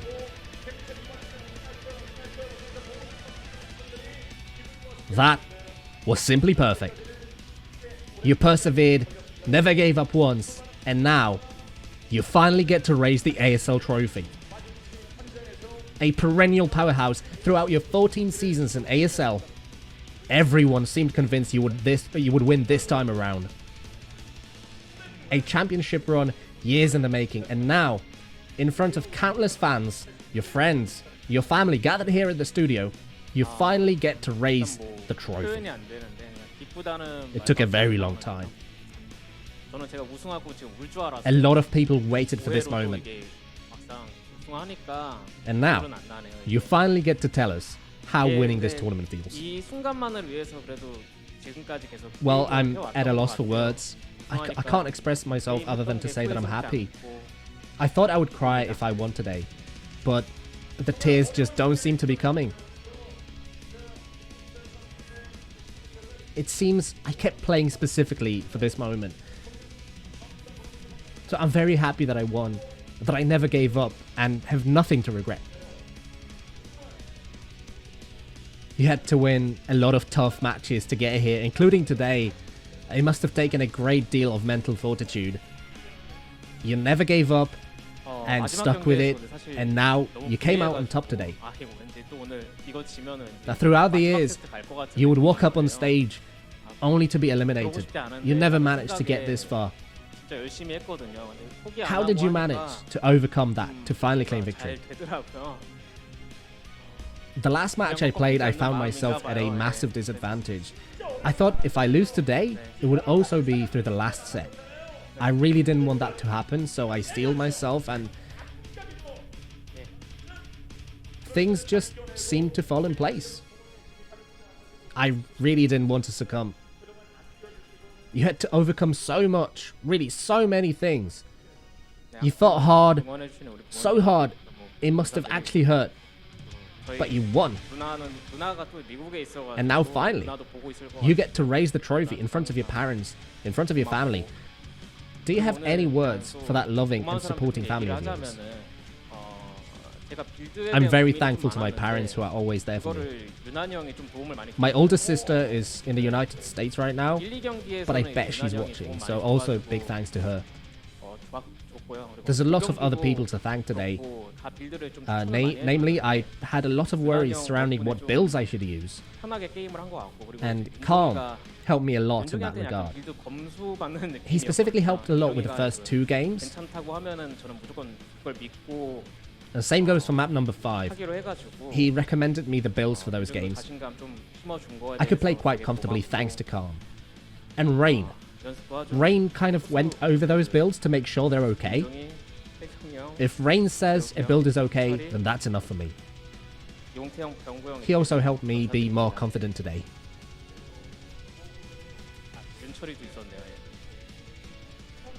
Also, all the Protoss players who helped me practice.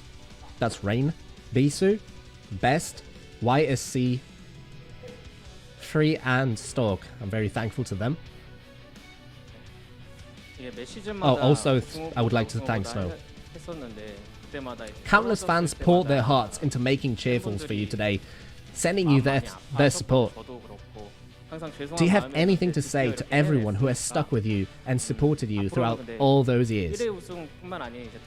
Every season I would do my best to win, but I would end up losing, and it must have been very hard on my fans too. They must have hurt. So I always felt sorry I couldn't deliver. But now that I've won once, I will do my best to keep the ball rolling. Please keep cheering for me, I'll win some more. Once again, congratulations, this is really well deserved. We will move on to the awards ceremony then. I have one more thing to say.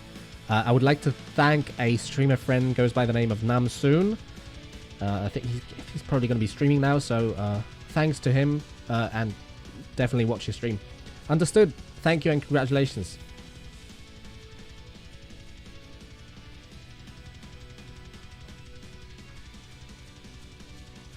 The 16th season of ASL, and SoulKey finally gets to raise the trophy. We will now commence the awards ceremony.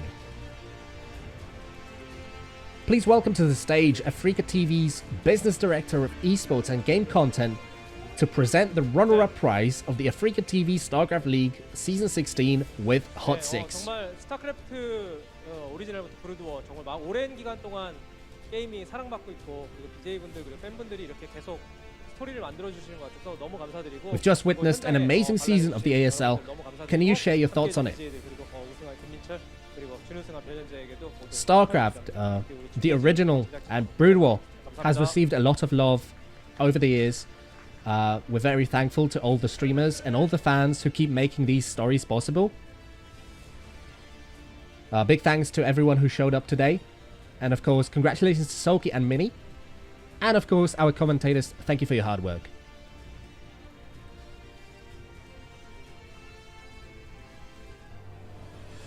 He's received a lot of love from the fans, called the best Protoss of his age.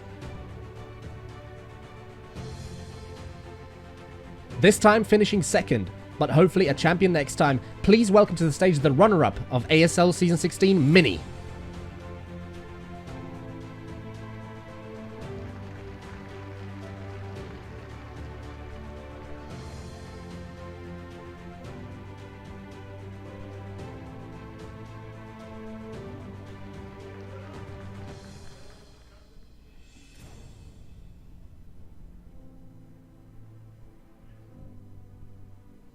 Once again, congratulations to Mini, and big thanks to our director.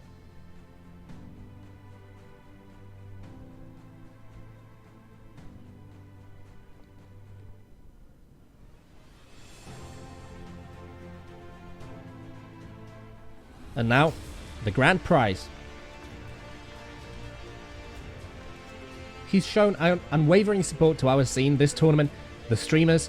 Please give a warm round of applause to Africa TV's representative director. 네, 먼저 이번 ASL 시즌 16 고생한 모든 선수들께 감사 인사드리고요. The ASL is a fan favorite, loved by all the Africa fans, and always delivers great entertainment. Being with us throughout this season, do you have any words for the scene? I would first like to thank all the players for their hard work this season. In all honesty, I think the ASL is the best esports tournament we host here at Africa. We have a lot of former pros streaming, and of course people showing up to the arena to extend their support. This season has come to a close, but next year we will be back with even more. Thank you.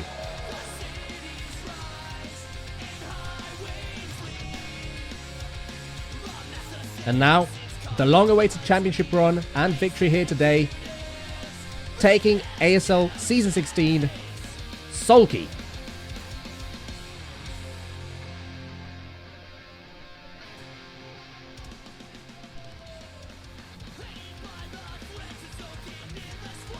Well, there you've got it, guys. That's right. SoulKey is your champion. It's been a wonderful season of ASL. Thank you so much to everyone for watching and supporting on the Patreon. That's patreon.com/ASL English.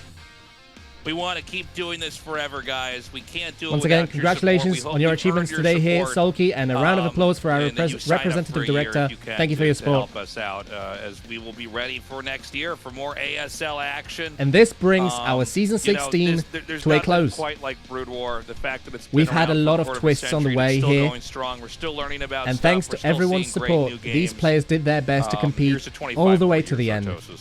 That's right. Thank you guys On for behalf of watching, ourselves, the casters, and, enjoy as well as the players, trophy and ceremony. everyone at Africa, Yeah. Guys, we we love promise you. to Take bring care, even more to the and, table moving we'll forward see you for your at the viewing next pleasure. ASL. Bye-bye. Tastosis out. Once again, congratulations to SoulKey on his long-awaited ascension. We will now move on to the trophy lift ceremony. Please give our champion a warm round of applause and a big thanks from all of us. Thank you. See you next time.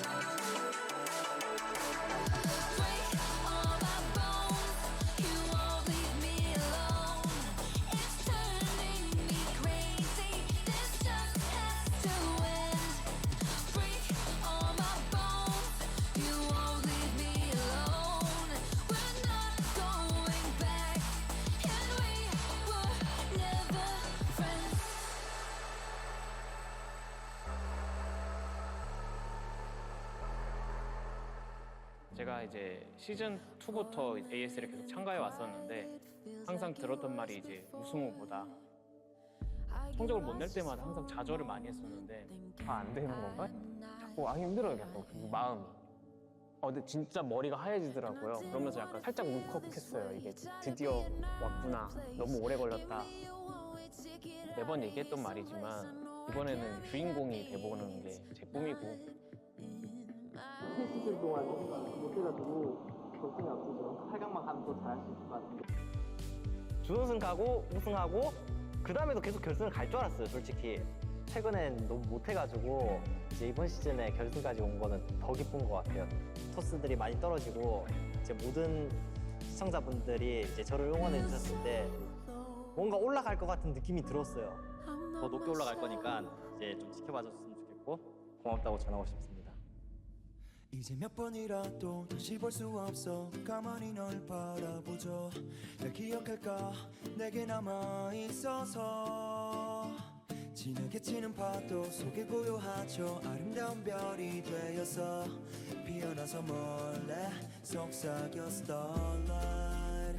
단 한 번이라도 그댈 보고 싶어 가만히 하늘을 보면서 날 기억할까 내게 남아있어서 진하게 치는 파도 속이 고요하죠.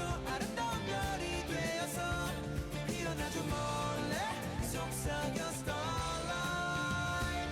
난 너를 사랑하는 친구 너를 기억하는 기쁨 영원이란 약속을 빌려 내게 가까워지고 있어. 불꽃처럼 뜨겁게 남은 기억 여전히 피어나 모르게. 단 한 번이라도 그댈 보고 싶어 가만히 하늘을 보면서 날 기억할까